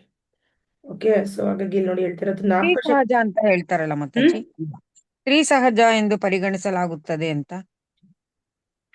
ಹಾ ಹೌದು, ಇದು ಸ್ತ್ರೀ ಗುಣಗಳು ಆಕ್ಚುಲಿ, ಬಟ್ ಇದು ಪುರುಷರಲ್ಲೂ ಕೆಲವರಲ್ಲಿ ಇರುತ್ತೆ. ಹಾಗಾಗಿ ತುಂಬಾ ಹೆಸರುವಾಸಿ ಆಗ್ತಾರೆ ಅವರು. ಅದು ತುಂಬಾ ಒಳ್ಳೆ ಗುಣಗಳಿದು ಹೆಸರುವಾಸಿ ಆಗಕ್ಕೆ. ಸ್ಮೃತಿ, ಜ್ಞಾಪಕಶಕ್ತಿ ಇಟ್ಕೊಳ್ಳೋದು. ಮೇಧ ಅಂದ್ರೆ ಜ್ಞಾಪಕಶಕ್ತಿ ಮಾತ್ರ ಅಲ್ದೇನೆ ಅದನ್ನ ಅಳವಡಿಸ್ಕೊಳ್ಳೋದು, ಅದಕ್ಕೆ ಮೇಧ, ಬುದ್ಧಿವಂತಿಕೆ. ಮೇಧ. ಧೃತಿ ಅಂದ್ರೆ ಅಲ್ಗಾಡದೆ ಇರೋದು, ದೃಢತೆಯಿಂದ ನಡ್ಕೊಳ್ಳೋದು ಅಲ್ವಾ. ಹೆದರ್ಕೊಂಡ್ಬಿಡೋದಲ್ಲ, ಕೃಷ್ಣ ಭಕ್ತಿ ಏನೆಲ್ಲ ಬಿಟ್ಬಿಡ್ತೀನಪ್ಪ, ನಮ್ದು ಇಂಟ್ರೆಸ್ಟ್ ಎಲ್ಲ ದೂರ ಆಗ್ಬಿಟ್ರು, ತಿನ್ನೋದೆಲ್ಲ ಬಿಟ್ಬಿಡ್ತೀನಿ, ಕಾಫಿ ಟೀ ಬಿಟ್ಬಿಡ್ತೀನಿ, ಈಗ ಏನಾಗುತ್ತೋ ನನ್ ಗತಿ, ಎಲ್ಲ ಎಂಜಾಯ್ಮೆಂಟ್ ಬಿಟ್ಬಿಡ್ತೀನಿ, ಹೆದರ್ಕೊಂಡ್ಬಿಡೋದಲ್ಲ. ದೃಢ ನಿಶ್ಚಯವಾಗಿರೋದು, ಫರ್ಮ್ ಆಗಿ ಅಲುಗಾಡದೆ ಇರೋದು, ಅದಕ್ಕೆ ಧೃತಿ ಅಂತಾರೆ. ಓಕೆ, ಆಮೇಲೆ ಎಷ್ಟೇ ಗುಣಗಳನ್ನ ಹೊಂದಿದ್ರು ಕೂಡ ಅಸ್ಥಿರತೆಯನ್ನು ನಿವಾರಿಸಿಕೊಳ್ಳುವ ಶಕ್ತಿಯು ದೃಢತೆ ಅಥವಾ ಧೃತಿ. ಸಂಪೂರ್ಣವಾಗಿ ಅರ್ಹನಾದರೂ ನಮ್ರನಾಗಿ ಮೃದು ಸ್ವಭಾವದವನಾಗಿದ್ದು ದುಃಖದಲ್ಲಿಯೂ ಹರ್ಷೋನ್ಮಾದದಲ್ಲಿಯೂ ಸಮಚಿತ್ತನಾಗಿರುವವನಿಗೆ ಏನಂತ ತಾಳ್ಮೆಯ ಸರಿ ಉಂಟು, ಕ್ಷಮ ಇದೆ ಅಂತ ಹೇಳ್ಬೇಕು. ಎಷ್ಟೇ ಪಡ್ಕೊಂಡಿದ್ರು ತಾಳ್ಮೆಯಿಂದ ನಡ್ಕೋಬೇಕು ಅಂತ ಕೃಷ್ಣ. ಅವಾಗ ನೋಡೋದಕ್ಕೆ ತುಂಬಾ ಚೆನ್ನಾಗಿರತ್ತೆ ಅಲ್ಲ, ಆ ವ್ಯಕ್ತಿ ತುಂಬಾ ಚೆನ್ನಾಗಿ ಕಾಣಿಸ್ಕೋತಾನೆ. ಎಲ್ಲ ಇದು ಗರ್ವ ಪಡ್ಕೊಂಡ್ರೆ ಚೆನ್ನಾಗಿ ಕಾಣೋದಿಲ್ಲ ಅಲ್ವಾ. ಮತ್ತೆ ಕೃಷ್ಣನಿಗೂ ಪ್ರಿಯ ಅಂತ ಹೇಳ್ತಾನಲ್ಲ ಮಾತಾಜಿ 15ನೇ ಅಧ್ಯಾಯದಲ್ಲಿ, ಸಮದುಃಖ ಸಖ ಕ್ಷಮಿ ಕರೆಕ್ಟ್, ಅಲ್ವಾ. ಪರ್ಫೆಕ್ಟ್, ಹೌದು. ಕೃಷ್ಣ ತುಂಬಾ ಇಷ್ಟ. ಕೃಷ್ಣ ಅವನ ಭಕ್ತರು ಗರ್ವ ಪಡೋದು ಇಷ್ಟ ಪಡೋದಿಲ್ಲ, ಯಾಕಂದ್ರೆ ಕೃಷ್ಣನಲ್ಲಿ ಗರ್ವ ಇಲ್ಲ ಗುಣ. ಕೃಷ್ಣನಲ್ಲಿ ಗರ್ವನೇ ಇಲ್ಲ ಗುಣ. ತುಂಬಾ ತುಂಬಾ ಹಂಬಲ್. ಹಿಂಗೆ ಆ ಕುರುಕ್ಷೇತ್ರ ರಣರಂಗದಲ್ಲಿ ಅವನು ಆ ರಥಸಾರಥಿಯ ಕೂತ್ಕೊಂಡಿದ್ದಾಗ ಅರ್ಜುನ ಕಾಲಿಂದ ಒದಿತಾ ಇದ್ದಾನೆ ಆಕ್ಚುಲಿ ಕೃಷ್ಣನ್ ಬೆನ್ನಿಂದ. ಯಾಕಂದ್ರೆ ಅಲ್ಲಿ ಶಬ್ದ ಕೇಳ್ಸಲ್ಲ ಮಾತಾಡಿದ್ರೆ, ಅವ್ನ ಕಾಲಿಂದ ಇಂಡಿಕೇಟ್ ಮಾಡ್ಬೇಕು, ಈ ಕಡೆ ಲೆಫ್ಟ್ ಹೋಗೋ, ರೈಟ್ ಹೋಗೋ ಅಂತ, ಎಡಗಡೆ ಹೋಗ್ಬಲ್ಲ, ಅದೆಲ್ಲ ಮಾಡಿಸ್ಕೋತದಾನ ಕೃಷ್ಣ. ಅವನೇನ್ ಈ ತರ ದೊಡ್ಡದೇ ನಾನಿಲ್ಲಿ ಭಗವಂತ ನನ್ಗೆ ಓದಿತಿದನೋ ಅಂತ ಹಂಗೆ ಹೇಳ್ತಿದ್ದ ಅವನು. 17ನೇ ಶ್ಲೋಕ ಅಲ್ವಾ ಮಾತಾಜಿ ಅದು, ತುಲ್ಯನಿಂದ ಸ್ಥಿತಿ. ಹೌದು, 12th ಚಾಪ್ಟರ್. ಹೌದು, ತುಲ್ಯನಿಂದ ಸ್ಥಿತಿರ್ಮೌನಿ ಸಂತುಷ್ಟ ಏನ ಕೇನಚಿತ್ ಅನಿಕೇತ ಸುರಮತಿ ಭಕ್ತಿಮಾನ್ಯ ಸಮಯ ಪ್ರಿಯ. ಹೌದು, ಯಾವ ತರ ಡಿವೋಟೀಸ್ ನನಗೆ ತುಂಬಾ ಇಷ್ಟ ಆಗ್ತಾರೆ ಅಂತ 12ನೇ ಅಧ್ಯಾಯದಲ್ಲಿ ಬರುತ್ತೆ ಇವಾಗ. ತುಂಬಾ ಒಳ್ಳೆ ಬ್ಯೂಟಿಫುಲ್ ಪಾಯಿಂಟ್ಸ್. ಸೊ ಅದೇ ಕೃಷ್ಣ ಹೇಳಿದ್ರು. ಸಮತೆಯಿಂದ ನಾವು ಅಫ್ಕೋರ್ಸ್ ಹೇಳೋದು ತುಂಬಾ ಸುಲಭ, ಮಾಡೋದು ತುಂಬಾ ಕಷ್ಟ ಸಂದರ್ಭವನ್ನ. ಬಟ್ ಅದು ವಿತ್ ಗ್ರಾಜುಯಲ್ ಆಗತ್ತದು, ವಿತ್ ಪ್ರಾಕ್ಟೀಸ್ ಮಾಡ್ತಾ ಮಾಡ್ತಾ ಮಾಡ್ತಾ ಮಾಡ್ತಾ ಒಂದು ಸ್ಟೇಜಿಗೆ ಬರ್ತೀವಿ ನಾವು. ತಾಳ್ಮೆಯಿಂದ ಸಹನೆಯಿಂದ ಇರೋದಕ್ಕೆ ಬರುತ್ತೆ. ಎಷ್ಟೋ ನಮ್ಮಲ್ಲಿರ ಆ ವೇಗ ಇದೆಯಲ್ವಾ, ವೇಗ, ವಾಕ್ ವೇಗ ಹೇಳಿದ್ನಲ್ಲ ಮೊನ್ನೆ ಒಂದು, ವಾಚೋ ವೇಗಂ ಮನಸ ಕ್ರೋಧ ವೇಗಂ ಜಿವ್ವ ವೇಗ ಮುದುರೋಪಸ್ಥ ವೇಗಂ. ಆ ವೇಗ ಎಲ್ಲ ಕಮ್ಮಿ ಆಗತ್ತೆ, ತಡ್ಕೋತೀವಿ ನಾವು ಅದನ್ನ ಪಟ್ಟಂತ ಹಿಡ್ಕೋತೀವಿ ನಾವು. ಸೊ ಅದು ಬರುತ್ತೆ ವಿತ್ ಕೃಷ್ಣ ಕಾನ್ಶಿಯಸ್ ಪ್ರಾಕ್ಟೀಸ್ ಅದು. ಓಕೆ. ಭೃತ್ಸಾಮ ತಥಾ ಸಾಮ್ನಾಂ ಗಾಯತ್ರಿ ಛಂದಸಾಮಹಂ ಮಾಸಾನಾಂ ಶೀರ್ಷೋಹಂ ಋತೂನಾಂ ಕುಸುಮಾಕರಃ. ಏನಂತ ಗೊತ್ತಾ? ಸಾಮವೇದ ಅಂತಾನೆ ಅಲ್ವಾ? ಸಾಮವೇದದಲ್ಲಿನ ಸ್ತೋತ್ರಗಳಲ್ಲಿ ನಾನು ಬೃಹತ್ ಸಾಮ, ಕಾವ್ಯದಲ್ಲಿ ಗಾಯತ್ರಿ, ಮಾಸಗಳಲ್ಲಿ ನಾನು ಮಾರ್ಗಶಿರ ಮತ್ತು ಋತುಗಳಲ್ಲಿ ಕುಸುಮಾಕರವಾದ ವಸಂತ ಋತು. ಬೃಹತ್ ಸಾಮ ಯಾಕಂದ್ರೆ ನಾನು ಹೇಳಿದ್ನಲ್ವ, ತುಂಬಾ ಅದೊಂಥರ ಹಾಡಿನ ರೂಪದಲ್ಲಿ ಇರತ್ತೆ ಅಂತ. ಈ ಹಾಡುಗಳಲ್ಲಿ ಒಂದು ಬೃಹತ್ ಸಾಮ. ಬೇರೆ ಬೇರೆ ದೇವತೆಗಳು ಹಾಡುವ ಸುಂದರವಾದ ಹಾಡುಗಳಿಂದ ಸಾಮವೇದವು ಸಮೃದ್ಧವಾಗಿದೆ. ಈ ಹಾಡುಗಳಲ್ಲಿ ಒಂದು ಬೃಹತ್ ಸಾಮ, ಇದು ಬಹು ಮಧುರವಾಗಿದೆ. ಇದನ್ನು ಮಧ್ಯರಾತ್ರಿಯ ಸಮಯದಲ್ಲಿ ಹಾಡುತ್ತಾರಂತೆ ದೇವಲೋಕಗಳು. ಅದು ಬೃಹತ್ ಸಾಮ ಕೃಷ್ಣ ಹೇಳಿದ್ರು. ಗಾಯತ್ರಿ ಮಂತ್ರ ಕೂಡ, ಗಾಯತ್ರಿ ಮಂತ್ರದಿಂದ ನಮ್ಗೆ ಜ್ಞಾನ, ಈ ಉಪದೇಶ ಮಾಡ್ತಾರಲ್ಲ, ಉಪನಯನ ಸಂಸ್ಕಾರ ಮಾಡಿದಾಗ ಗಾಯತ್ರಿ ಮಂತ್ರ ಕೊಡ್ತಾರಲ್ಲ. ಉಪನಯನ ಸಂಸ್ಕಾರ ಮಾಡೋದು ಯಾತಕ್ಕೆ ಅಂದ್ರೆ ಬ್ರಹ್ಮನ್ ರಿಯಲೈಸ್ ಆಗೋದಕ್ಕೋಸ್ಕರ, ಬ್ರಹ್ಮನ್ ಯಾರು, ಸತ್ಯ ಯಾರು ಅರ್ಥಕೊಳ್ಳೋದಕ್ಕೋಸ್ಕರ ಮಾಡೋದು. ಸೊ ಗಾಯತ್ರಿ ಬರ್ತಾ ಇರೋದು ಬ್ರಹ್ಮದೇವನಿಂದ. ಆಕ್ಚುಲಿ ಬ್ರಹ್ಮದೇವನೇ ಸೃಷ್ಟಿ ಮಾಡೋದು, ಬ್ರಹ್ಮನಿಂದ ಬರ್ತಾ ಇರೋದು. ಹಾಗಾಗಿ ನೋಡ್ಲಿದೆ, ಗಾಯತ್ರಿ ಮಂತ್ರವನ್ನು ಜಪಿಸಲು ಮನುಷ್ಯ ಮೊದಲು ಪರಿಪೂರ್ಣ ಸ್ಥಿತಿಯಲ್ಲಿರುವ ವ್ಯಕ್ತಿಯ ಗುಣಗಳನ್ನು, ಐಹಿಕ ಪ್ರಕೃತಿಯ ನಿಯಮಗಳಿಗೆ ಅನುಗುಣವಾಗಿ ಸಾತ್ವಿಕ ಗುಣಗಳನ್ನು ಪಡೆದುಕೊಳ್ಳಬೇಕು. ಫಸ್ಟ್ ನಾವು ಸಾತ್ವಿಕ ಗುಣಗಳು ಪಡ್ಕೊಂಡು ಹರಿನಾಮ ದೀಕ್ಷೆ ಪಡ್ಕೊಂಡ್ಮೇಲೆ ಇಸ್ಕಾನಲ್ಲಿ ಕೂಡ ಬ್ರಾಹ್ಮಣ ಇನಿಷಿಯೇಷನ್ ಅಂತ ಮಾಡ್ತಾರೆ. ಮಾಡ್ಬಿಟ್ಟು ಮಂತ್ರೋಪದೇಶ ಕೊಡ್ತಾರೆ, ಗಾಯತ್ರಿ ಮಂತ್ರ ಕೊಡ್ತಾರೆ. Second level of initiation. ಬ್ರಾಹ್ಮಣರ ಕುಟುಂಬದಿಂದ ಬಂದಿದ್ರು ಕೂಡ ಅವ್ರ ಬರೀ ಹೆಸರಿಗೆ ಬ್ರಾಹ್ಮಣರಲ್ವಾ, ಸೊ ಹಾಗಾಗಿ ಇಲ್ಲಿ ವೈಷ್ಣವರಿಂದ ಅವರಿಗೆ ಬ್ರಾಹ್ಮಣ ಇನಿಷಿಯೇಷನ್ ಆಗುತ್ತೆ. ಓಕೆ. ಪ್ರಭುಗಳಿಗೆ ಮಾತ್ರನಾ ಮಾತಾಜಿ ಅದು? ಇಲ್ಲ ಇಲ್ಲ, ಮಾತಾಜಿಗೂ ಕೊಡ್ತಾರೆ, ಲೇಡೀಸ್ ಕೂಡ ಕೊಡ್ತಾರೆ. ಐಹಿಕ ಪ್ರಕೃತಿಯ ನಿಯಮಗಳಿಗೆ ಅನುಗುಣವಾಗಿ ಸಾತ್ವಿಕ ಗುಣಗಳನ್ನು ಪಡೆದುಕೊಳ್ಳಬೇಕು. ವೈದಿಕ ನಾಗರಿಕತೆಯಲ್ಲಿ ಗಾಯತ್ರಿ ಮಂತ್ರವು ಬಹಳ ಮುಖ್ಯವಾದದ್ದು. ಅದು ಬ್ರಹ್ಮನ್ ಶಬ್ದಾವತಾರ ಎಂದು ಪರಿಗಣಿಸುತ್ತಾರೆ. ಅದು ಬ್ರಹ್ಮನ್ ಅಂದ್ರೆ ಭಗವಂತನ ಮೊದಲನೇ ಹಂತ ಏನು ಅಂದ್ರೆ ಬ್ರಹ್ಮನ್ ಅಲ್ವಾ. ಆ ಬ್ರಹ್ಮನ್ ನಿರಾಕಾರ ಶಕ್ತಿ ಅನ್ನೋದೇನಿದೆಯಲ್ಲ ಕೃಷ್ಣಂದು, ಅದು ಈ ಗಾಯತ್ರಿ ಮಂತ್ರ ಓದೋದ್ರಿಂದ, ಹೇಳೋದ್ರಿಂದ, ಉಚ್ಚಾರಣೆ ಮಾಡೋದ್ರಿಂದ ಅರಿವಾಗತ್ತೆ. ಸೊ ಹಾಗಾಗಿ ಕೃಷ್ಣನ್ಗೆ ಇನ್ನೂ ಹತ್ರ ಆಗ್ಬೇಕು ಅಂದ್ರೆ ಈ ಮಂತ್ರೋಪದೇಶ ಆಗಿರ್ಬೇಕು, ಕರೆಕ್ಟ್ ಆಗಿ ವೈಷ್ಣವರಿಂದ, ಪ್ರಾಪರ್ ವೈಷ್ಣವರಿಂದ ಆಗಿರ್ಬೇಕು. ಇವಾಗ ನಮ್ ಗುರು ಮಹಾರಾಜ್ ಕೂಡ ಹೇಳ್ತಾರೆ, ಡೆಸ್ಟಿನೇಷನ್ ತಗೊಂಡಾಗಿರೋ ಎಲ್ಲ ಡಿವೋಟೀಸು ಎರಡನೇ ತಗೊಳ್ಳಿ,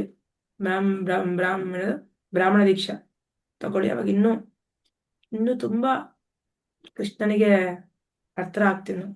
ಕೃಷ್ಣ ಇನ್ನು ತುಂಬಾ ಚೆನ್ನಾಗಿ ನಮ್ಗೆ ತಿಳಿಸ್ಕೊಡ್ತಾನೆ ಅಂತ. ವೈದಿಕ ನಾಗರಿಕತೆಯಲ್ಲಿ ಗಾಯತ್ರಿ ಮಂತ್ರವು ಬಹಳ ಮುಖ್ಯವಾದದ್ದು. ಅದು ಬ್ರಹ್ಮನ್ ಶಬ್ದಾವತಾರ ಎಂದು ಪರಿಗಣಿಸಿದರೆ, ಬ್ರಹ್ಮನು ಅದನ್ನು ಉಪಕ್ರಮ ಮಾಡಿದವನು, ಅವನಿಂದ ಅದು ಗುರು ಶಿಷ್ಯ ಪರಂಪರೆಯಲ್ಲಿ ಸಾಗಿ ಬಂದಿದೆ. ಪರಂಪರೆಯಲ್ಲಿ ಬರ್ತಾ ಇದೆ ಇದು ಕೂಡ. ಮತ್ತೆ ಎಲ್ಲಾ ತಿಂಗಳುಗಳಲ್ಲಿ ಭಗವಂತನ ನವೆಂಬರ್ ಡಿಸೆಂಬರ್ ಅಲ್ವಾ, ಈ ತಿಂಗಳು ಈ ಸಮಯದಲ್ಲಿ ಅಲ್ವಾ ಎಲ್ಲಾ ಧಾನ್ಯಗಳನ್ನೆಲ್ಲ ಏನ್ ಮಾಡ್ತಾರೆ ಇವರೆಲ್ಲ ನೋಡಿ. ಭಾರತದಲ್ಲಿ ಇದು ಸುಗ್ಗಿಯ ಕಾಲ, ಜನರು ತುಂಬಾ ಸಂತೋಷದಿಂದ ಇರುತ್ತಾರೆ. ವಸಂತವೆಂದರೆ ಎಲ್ಲರಿಗೂ ಪ್ರೀತಿ, ಬಹು ಸೆಕೆಯೂ ಇರುವುದಿಲ್ಲ, ಬಹು ಚಳಿಯೂ ಇರುವುದಿಲ್ಲ. ಹೂಗಳು ಅರಳುತ್ತವೆ, ಗಿಡಮರಗಳು ಬೆಳೆಯುತ್ತವೆ. ವಸಂತ ಋತುವಿನಲ್ಲಿ ಕೃಷ್ಣನ ಲೀಲೆಗಳನ್ನು ನೆನಪಿಗೆ ತರುವ ಅನೇಕ ಉತ್ಸವಗಳಿವೆ. ಆದುದರಿಂದ ಇದು ಎಲ್ಲ ಋತುಗಳಲ್ಲಿ ಅತ್ಯಂತ ಸಂತೋಷ ಋತು. ಇದು ಪರಮಪ್ರಭುವಿನ ಪ್ರತಿನಿಧಿ. ದ್ಯೂತಂ ಚಲಯತಾಮಸ್ಮಿ ತೇಜಸ್ವಿನಾಮಹಂ ಜಯೋಸ್ಮಿ ವ್ಯವಸಾಯೋಸ್ಮಿ ಸತ್ವಂ ಸತ್ವತಾಮಹಂ ಅಂತ ಕೃಷ್ಣ ಏನಂತಾರೆ. ದ್ಯೂತಂ ಮೋಸಗಾರರ ಜೂಜು ನಾನೇ. ಹೌದಾ? ಮೋಸ ಮಾಡೋದ್ರಲ್ಲಿ ಸರ್ವಶ್ರೇಷ್ಠ ಯಾರು ಅಂದ್ರೆ ಆಕ್ಚುಲಿ ನಮ್ಮ ಜನರು ಎಷ್ಟೇ ಮೋಸ ಮಾಡಿದ್ರು ಅದರಲ್ಲಿ ನಿಸೀಮ ಯಾರು ಅಂದ್ರೆ ಕೃಷ್ಣನೇ ಆಕ್ಚುಲಿ. ಓಕೆ. ತೇಜಸ್ವಿಗಳ ತೇಜಸ್ಸು ನಾನು ಜಯ, ನಾನು ಸಾಹಸ, ಬಲಿಷ್ಠರ ಬಲವು ನಾನೇ ಅಂತ ಕೃಷ್ಣ. ಓಕೆ. ಇದು ಕೃಷ್ಣ ಹೇಳೋದು. ಎಷ್ಟೇ ಜಯ ಪಡ್ಕೊಂಡಿದ್ರು ಇದೆಲ್ಲ ನಾನು ಅಂತ ಕೃಷ್ಣ. ಓಕೆ. ಸೊ ಜೂಜುಗಾರಲ್ಲಿ ಮೋಸ ಮಾಡೋದ್ರಲ್ಲಿ ಕೂಡ ಜೂಜು ಏನು ಆಡಿದ್ರು ಇವರು ಯುಧಿಷ್ಠಿರ ಮಹಾರಾಜ್, ಪಾಂಡವಸ್ ಅಲ್ವಾ, ಕೌರವರು ಏನ್ ಪ್ರೇರೇಪಿಸ್ತಾರೋ ಹೌದು ಸೊ ಅದು ಕೂಡ ಇವಾಗ ಎಲ್ಲ ಒಳ್ಳೇದ್ ಮಾತ್ರ ಕೃಷ್ಣನ್ ಭಾಗ ಅನ್ನಕ್ಕಾಗಲ್ಲ. ಎಲ್ಲ ನೆಗೆಟಿವ್ ಕೂಡ ಎಲ್ಲಿಂದನೋ ಬರ್ಬೇಕಲ್ವಾ? ಯಾವ್ದು ಸರಿ ಇಲ್ವೋ ಆ ಧರ್ಮ ಕೂಡ ಭಗವಂತನ ಹಿಂಭಾಗ ಅಂತ. ಭಗವಂತನ ಹಿಂಭಾಗದಿಂದ ಅಧರ್ಮ ಬರುತ್ತೆ. ಸೊ ಜೂಜು ಮೋಸ ಅದೆಲ್ಲ ಭಗವಂತನ ಹಿಂಭಾಗ. ಅದು ಕೃಷ್ಣನ್ ಮಾಡೋದಕ್ಕೆ ಬರುತ್ತೆ. ಯಾಕೆ ಬರೋದಿಲ್ಲ ಅವನಿಗೆ? ಅದರಲ್ಲೂ ಅವನು ನರಸಿಂಹನೇ. ತೇಜಸ್ವಿಗಳ ತೇಜಸ್ಸು ನಾನು ಅಂತಾನೆ. ಎಷ್ಟೇ ತೇಜಸ್ವಿ ಆಗಿದ್ದ ವ್ಯಕ್ತಿ ತುಂಬಾ ಬುದ್ಧಿವಂತ ಇರ್ಬೋದು, ಆ ತೇಜಸ್ಸು ನಾನು ಅಂತಾನೆ ಕೃಷ್ಣ. ಆ ತೇಜಸ್ ಇಲ್ಲದೆ ಹೋದ್ರೆ ಅವನು ತೇಜಸ್ವಿ ಆಗಲ್ಲ ಅಲ್ವಾ? ನಾನು ಜಯ, ವಿಕ್ಟ್ರಿ. ನಾನು ಸಾಹಸ. ಸಾಹಸ ಅಂದ್ರೆ ಏನರ್ಥ? ಒಂದು ಸಾಹಸ. ಸಾಹಸ ಅಂದ್ರೆ ಏನ್ ಮಾತಾಜಿ? ಅಡ್ವೆಂಚರ್ ತರ ಮಾಡಿ. ಏನೋ ಒಂದ್ ಮಾಡ್ಬೇಕು. ಈ ಮಕ್ಳುಗಳಿಗೆ ತುಂಬಾ ಅಡ್ವೆಂಚರ್ಸ್ ಆಗಿರ್ಬೇಕಂತಾರಲ್ಲ, ಹೊಸಾದ್ ಬೇಕು ಅವ್ರಿಗೆ. ಹೊಸದ್ ಬೇಕು. ಹೊಸಾದ್ ಬೇಕು. ಏನೋ ಒಂದು ರೋಮಾಂಚಕವಾಗಿರ್ಬೇಕು ಅವರಿಗೆ. ನಾರ್ಮಲ್ ಆಗಿರ್ಬಾರ್ದು. ಡೈಲಿ ಅದೇ ಅನ್ನ ಸಾರು ಅಂದ್ರೆ ಅವರಿಗೆ ತಲೆ ಕಡತ್ತೆ. ಏನೋ ಒಂದು ಹೊಸಾದ್ ಬೇಕು. ಹಂಗೆ ಅಲ್ವಾ? ನಾನು ಸಾಹಸ. ಬಲಿಷ್ಠರ ಬಲವು ನಾನೇ. ತುಂಬಾ ಶಕ್ತಿಶಾಲಿದಲ್ಲಿ ನಾನೇ ಆ ಬಲ ಅಂತಾನೆ. 37ನೇ ಶ್ಲೋಕ.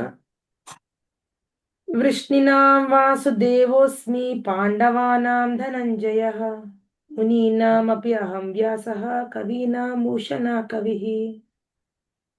ವೃಷ್ಣಿದಲ್ಲಿ ಯಾರಂತಾನೆ ಕೃಷ್ಣ? ವಾಸುದೇವ. ವಾಸುದೇವ ಅಂದ್ರೆ ವಸುದೇವನ ಮಕ್ಕಳು, ಅದಕ್ಕೆ ವಾಸುದೇವ ಅಂತಾರೆ. ನೋಡಿ, ಬಲದೇವ ಕೃಷ್ಣ ಇಬ್ರು ವಸುದೇವನ ಮಕ್ಕಳು, ಅದಕ್ಕೆ ಅವರಿಗೆ ವಾಸುದೇವ ಅಂತಾರೆ. ಓಕೆ. ಪಾಂಡವರಲ್ಲಿ ಅರ್ಜುನ. ಯಾಕಂದ್ರೆ ಅರ್ಜುನ ಅಷ್ಟು ಬಲಶಾಲಿ, ಅಷ್ಟು ದೊಡ್ಡ ಯೋಧ ಯಾರು ಇಲ್ಲ, ಅದಕ್ಕೆ ಅರ್ಜುನ ನಾನು ಅಂತ ಕೃಷ್ಣ. ಆಮೇಲೆ ಎಲ್ಲ ಮುನಿನಲ್ಲಿ ಅಪಿ ಅಹಂ ವ್ಯಾಸಃ. ವ್ಯಾಸದೇವರು ರಚಿಸಿರುವಂತ ಶಾಸ್ತ್ರ, ಎಲ್ಲಾ ಶಾಸ್ತ್ರ ರಚಿಸಿರೋದೇ ವ್ಯಾಸದೇವರು ಮ್ಯಾಕ್ಸಿಮಮ್ ಅಲ್ವಾ? ಅದಕ್ಕೆ ವ್ಯಾಸದೇವ ನಾನು ಅಂತ ಕೃಷ್ಣ. ಭಗವಂತನ ಒಂದು ವಿಸ್ತಾರ ಇದೆ. 2 ವಿಸ್ತಾರ ಬರುತ್ತೆ. ಒಂದು ಸ್ವಾಂಶ ವಿಸ್ತಾರ, ಒಂದು ವಿಭಿನ್ನಾಂಶ. ಆಯ್ತಾ? ಸ್ವಾಂಶ ಅಂದ್ರೆ ಪ್ರಭುವಿನ ನಿಕಟ ವಿಸ್ತರಣೆಗೆ ಸ್ವಾಂಶ ಅಥವಾ ವೈಯಕ್ತಿಕ ವಿಸ್ತರಣೆ ಎಂದು ಹೆಸರು. ಅಂದ್ರೆ ಈ ವಿಷ್ಣು ತತ್ವ ಎಲ್ಲ ಸ್ವಾಂಶ. ಬಲರಾಮ ಸ್ವಾಂಶ ಅವತಾರ. ವಿಭಿನ್ನಾಂಶ ಅಂದ್ರೆ ಸಪ್ರೇಟೆಡ್. ಅಂದ್ರೆ ನಾವೆಲ್ಲ ಜೀವಿರಾಶಿಗಳು, ನಾವು ಭಗವಂತನೇ ಅಂಶ, ಬಟ್ ನಾವೆಲ್ಲ ಭಗವಂತನಿಂದ ಹೊರಗೆ ಬಂದ್ಬಿಡ್ತೀವಿ, ಸಪ್ರೇಟ್ ಆಗ್ಬಿಡ್ತೀವಿ. ಭೂಮಂಡಲದಲ್ಲಿ ಇದೀವಿ, ಭೌತಿಕ ಲೋಕದಲ್ಲಿ ಇದೀವಿ ಅಲ್ವಾ? ಹಾಗೆ ನಾವೆಲ್ಲ ಭಗವಂತನ ವಿಭಿನ್ನ ಅಂಶ. ಓಕೆನಾ? ಮತ್ತೆ ಉಷಾ ಹೇಳಿದ್ನಲ್ಲ ಕೃಷ್ಣ, ಏನದು? ಋಷಿಗಳಲ್ಲಿ ನಾನು ವ್ಯಾಸ, ಮಹಾಚಿಂತಕರಲ್ಲಿ ನಾನು ಉಶನ.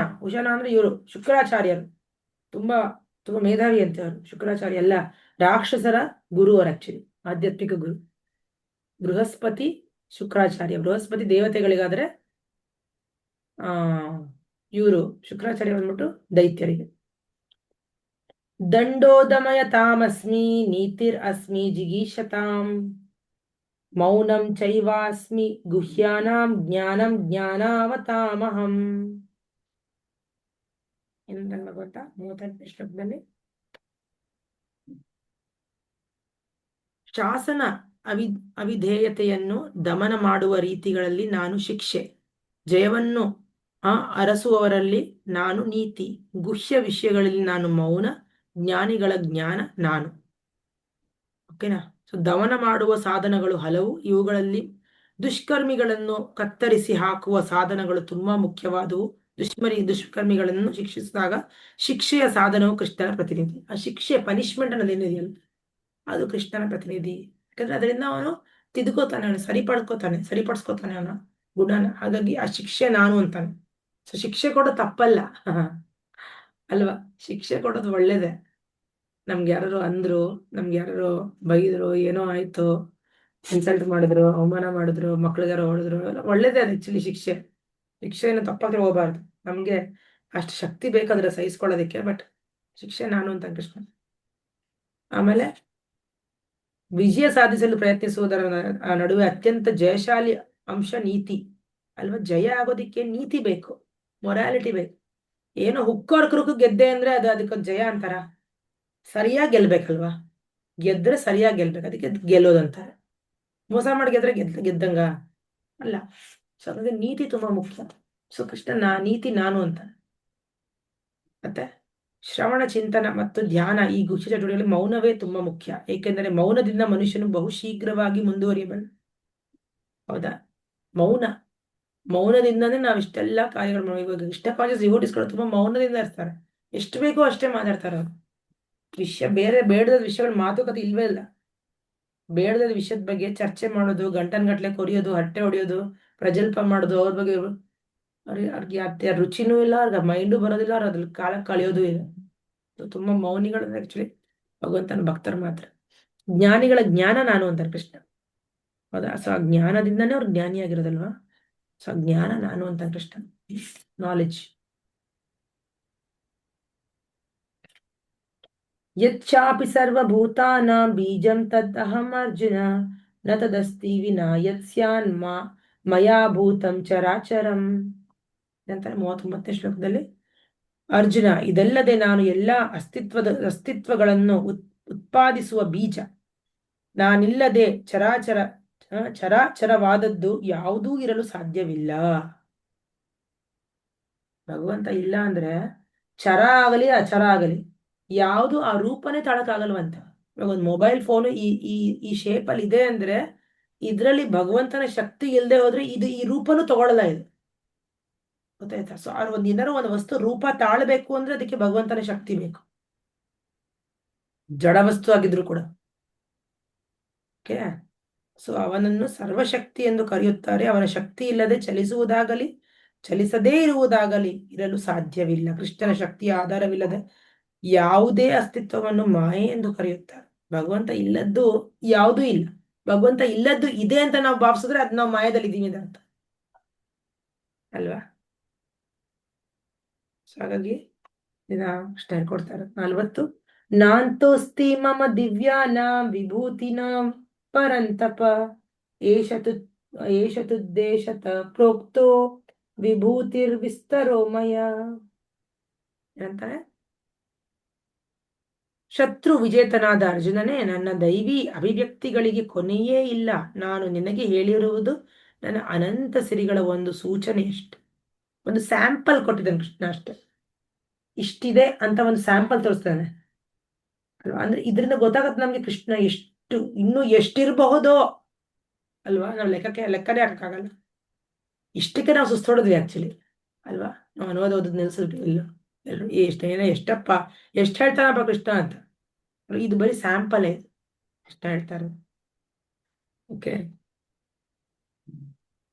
41ನೇ ಶ್ಲೋಕ.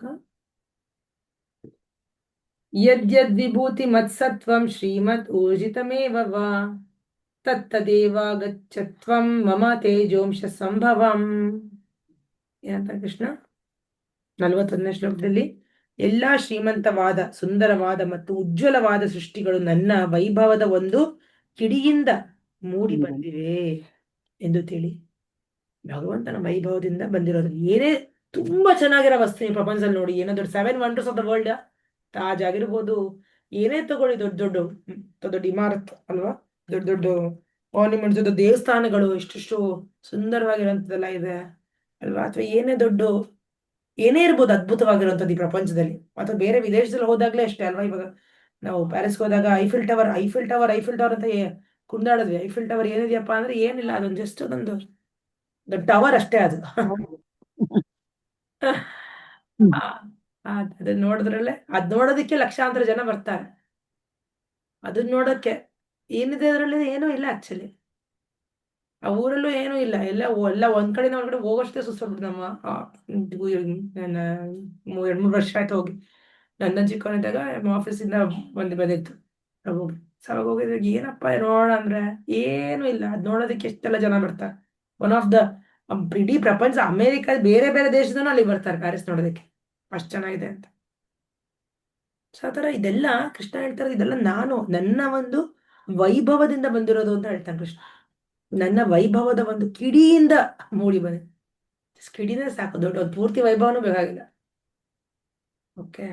ಸೊ ಹಾಗಾಗಿ ನಮ್ಮ ಜನ ಏನು ದೊಡ್ಡದಾಗಿ ಬೇರೆ ಬೇರೆ ದೇಶಕ್ಕೆ ಹೋಗಿ ಫೋಟೋಸ್ಗಳು ಹಾಕೋತಾರೋ, ಎಷ್ಟು ಹ್ಯಾಪಿ ಆಗ್ತಾರೋ, ಎಷ್ಟು ಖುಷಿ ಪಡ್ತಾರೋ. ಅಪ್ಪ ನಾನು ಅದ್ ನೋಡಿದೆ, ನೈಲ್ ರಿವರು ಏನೋ ನೋಡ್ಕೊಂಡ್ ಅದೆಲ್ಲ ಜಸ್ಟ್ ಜಡವಾಗಿ ನೋಡ್ತಾ ಇದಾರೆ ಅವ್ರಿಗೆ.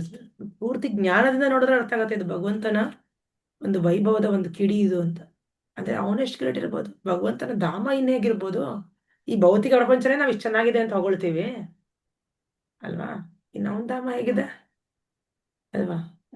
ಎಷ್ಟೊಂದ್ ಜನ ಜೀವಿಗಳು ಆಕ್ಚುಲಿ ಪ್ರಯಾಣ ಮಾಡ್ಬೇಕಾದ್ರೆ ಅವರೆಲ್ಲ ತಬ್ಬಿಬಾಗ್ಬಿಡ್ತಾರಂತೆ. ಏನಪ್ಪಾ ಇದ ಈ ಸ್ವರ್ಗಲೋಕ ಏನು, ಇನ್ನು ಸ್ವರ್ಗಲೋಕ ದಾಟಿ ಇನ್ನು ಎಷ್ಟೆಲ್ಲ ಲೋಕಗಳು ದಾಟಿ ಹೋಗ್ಬೇಕಲ್ವಾ ವೈಕುಂಠ ಹೋಗ್ಬೇಕಂದ್ರೆ.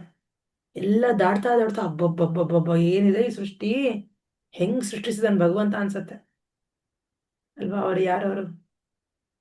ಚಿತ್ರಕೇತು ಮಹಾರಾಜ್ ಹೋಗ್ತಾ ಇದ್ರಲ್ಲ ಪ್ರಯಾಣ ಮಾಡ್ಬೇಕಾದ್ರೆ ಅಲ್ವಾ, ಅವ್ರು ಕೈಲಾಸಕ್ಕೆ ಮುಟ್ಟಿದಾಗ ಅವಾಗ ನೋಡ್ತಾರೆ ಕೈಲಾಸದಲ್ಲಿ ಶಿವ ಪಾರ್ವತಿ ಇದೋಗ್ತಾ ಇದಾರೆ, ಭಾಗವತ ಚರ್ಚೆ ಮಾಡ್ತಾ ಇದಾರೆ ಅವ್ರು. ಸೊ ಆ ರೀತಿಯಲ್ಲಿ ಎಷ್ಟೆಲ್ಲ ಲೋಕಗಳನ್ನ ದಾಟಿ ಹೋಗ್ತೀವಿ ಜೀವಿ ಅಲ್ವಾ? ಒಂದು ಸರಯೂ ನದಿ ಅಂತ ಒಂದಿರತ್ತೆ, ಸರಯೂ ನದಿ ದಾಟ್ ಹೋಗ್ಬೇಕಂತ, ಆವಾಗ ಆಧ್ಯಾತ್ಮಿಕ ಲೋಕಕ್ಕೆ ಹೋಗ್ತೀವಿ ನಾವು, ಸರಯೂ ನದಿ ದಾಟಿ. ಸೊ ದಾಟೋದೇ ತುಂಬಾ ಕಷ್ಟ ಆಕ್ಚುಲಿ, ಅದು ದಾಟೋದು ಸುಲಭ ಅಲ್ವಂತ ಸರಯೂ ನದಿನ. ಹೋ ಕೃಷ್ಣ. ಸೊ ಆ ರೀತಿಯಲ್ಲಿ ಭಗವಂತ ಹೇಳ್ತಾ ಇರೋದು ಅಯೋಧ್ಯೆಯಲ್ಲಿದೆ ಮಾತಾಜಿ ಸರಿಯು ನದಿ. ಇದೆ ಅಲ್ವಾ? ಅಯೋಧ್ಯೆ. ಹಾ ಹಾ ಮಾತಾಜಿ. ಅರೆ ಆ ಸರಯೂ ನದಿ, ಸರಯೂ ಹೋಗಿದ್ವಿ. ಹೌದು, ಅಯೋಧ್ಯದಲ್ಲಿದೆ ಕರೆಕ್ಟ್ ಸರಯೂ. ಸರಿಯು ನದಿ ಹೌದು. ತೀರದಲ್ಲಿ ತಾನೆ ರಾಮ ಇದ್ ಹಾ ಮಾಡಿತ್ತು. ರೈಟ್ ಎಸ್ ಮಾತಾಜಿ. ಕೊನೆಯ ಶ್ಲೋಕ ಈ ಅಧ್ಯಾಯದು. ಅಥವಾ ಬಹೂನೈತೇನ ಕಿಂ ಜ್ಞಾತೇನ ಅಥವಾರ್ಜುನ ವಿಸ್ತಭ್ಯಾಹಂ ಇದಂ ಕೃತ್ಸ್ನಂ ಏಕಾಂಶೇನ ಸ್ಥಿತೋ ಜಗತ್. ಅನುವಾದ ಭಾವಾರ್ಥ ಓದ್ತೀರಾ? ಓದ್ಲಾ ಮಾತಾಜಿ? ಓದ್ತೀನಿ. ಕಲ್ಪನಾ ಮಾತಾಜಿ ಓದ್ತೀರಾ? ಓದ್ತೀನಿ ಮಾತಾಜಿ. ಅನುವಾದ. ಅರ್ಜುನ, ಈ ವಿವರವಾದ ಜ್ಞಾನದ ಅಗತ್ಯವೇನು? ನನ್ನ ಒಂದೇ ಅಂಶದಿಂದ ನಾನು ಇಡೀ ವಿಶ್ವವನ್ನು ವ್ಯಾಪಿಸಿ ಧರಿಸಿದ್ದೇನೆ. ಭಾವಾರ್ಥ ಶ್ರೀಲಪತಿ. ಪರಮಪ್ರಭುವು ಪರಮಾತ್ಮನಾಗಿ ಎಲ್ಲಾ ವಸ್ತುಗಳನ್ನು ಪ್ರವೇಶಿಸಿರುವುದರಿಂದ ಇಡೀ ಐಹಿಕ ವಿಶ್ವಗಳಲ್ಲಿ ಅವನ ಪ್ರತಿನಿಧಿಗಳಿದ್ದಾರೆ. ಇಲ್ಲಿ ಪ್ರಭುವು ವಸ್ತುಗಳು ತಮ್ಮ ಪ್ರತ್ಯೇಕ ಶ್ರೀಮಂತಿಕೆ ಮತ್ತು ವೈಭವಗಳಲ್ಲಿ ಹೇಗೆ ಅಸ್ತಿತ್ವದಲ್ಲಿರುತ್ತವೆ ಎಂದು ತಿಳಿದುಕೊಳ್ಳುವುದರಲ್ಲಿ ಅರ್ಥವಿಲ್ಲ ಎಂದು ಅರ್ಜುನನಿಗೆ ಹೇಳುತ್ತಾನೆ. ಕೃಷ್ಣನು ಪರಮಾತ್ಮನಾಗಿ ಎಲ್ಲಾ ವಸ್ತುಗಳನ್ನು ಪ್ರವೇಶಿಸುವುದರಿಂದ ಅವು ಅಸ್ತಿತ್ವದಲ್ಲಿವೆ ಎಂದು ತಿಳಿದುಕೊಳ್ಳಬೇಕು. ಅತ್ಯಂತ ಬೃಹದಾದ ಜೀವಿಯಾದ ಬ್ರಹ್ಮನಿಂದ ಪ್ರಾರಂಭಿಸಿ ಅತ್ಯಂತ ಸಣ್ಣ ಇರುವೆಯವರೆಗೂ ಎಲ್ಲಾ ಅಸ್ತಿತ್ವದಲ್ಲಿರುವುದಕ್ಕೆ ಕಾರಣ ಪ್ರಭುವು ಪ್ರತಿಯೊಂದನ್ನು ಪ್ರವೇಶಿಸಿದ್ದಾನೆ ಮತ್ತು ಪಾಲಿಸುತ್ತಿದ್ದಾನೆ ಎನ್ನುವುದೇ. ಯಾವ ದೇವತೆಯನ್ನು ಪೂಜಿಸಿದರೂ ಅದು ಮನುಷ್ಯನನ್ನು ದೇವೋತ್ತಮ ಪರಮಪುರುಷನ ಬಳಿಗೆ ಅಥವಾ ಪರಮ ಗುರಿಯೊಡೆಗೆ ಕೊಂಡೊಯ್ಯುತ್ತದೆ ಎಂದು ಒಂದೇ ಸಮನೆ ವಿವರಿಸುವ ಧರ್ಮ ಸಂಸ್ಥೆಯೊಂದಿದೆ.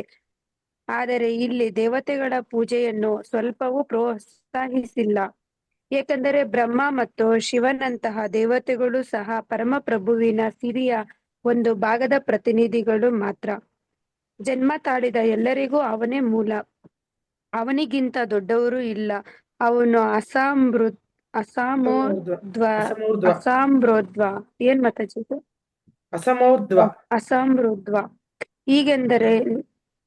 ಅಸಮೃದ್ವ ಹೀಗೆಂದರೆ ಅವನಿಗಿಂತ ಶ್ರೇಷ್ಠನೋ ಅಥವಾ ಅವನಿಗಿಂತ ಸಮನಾದವರು ಯಾರೂ ಇಲ್ಲ. ಶ್ರೀಕೃಷ್ಣನನ್ನು ದೇವತೆಗಳ ವರ್ಗದಲ್ಲಿ ಅವರು ಬ್ರಹ್ಮ ಅಥವಾ ಶಿವ ಆದರೂ ಸಹ ಪರಿಗಣಿಸಿದರೆ ಅಂತಹ ಮನುಷ್ಯನು ಕೂಡಲೇ ನಾಸ್ತಿಕನಾಗುತ್ತಾನೆ ಎಂದು ಪದ್ಮಪುರಾಣದಲ್ಲಿ ಹೇಳಿದೆ. ಯಾರಾದರೂ ಮಾತಾಜಿ ಓದಿ ಮಾತಾಜಿ, ನನ್ ಕಸ್ಟಮರ್ ಬಂದ್ರು. ಹರೇ ಕೃಷ್ಣ. ಓದ್ಲಾ ಮಾತಾಜಿ ನಾನು?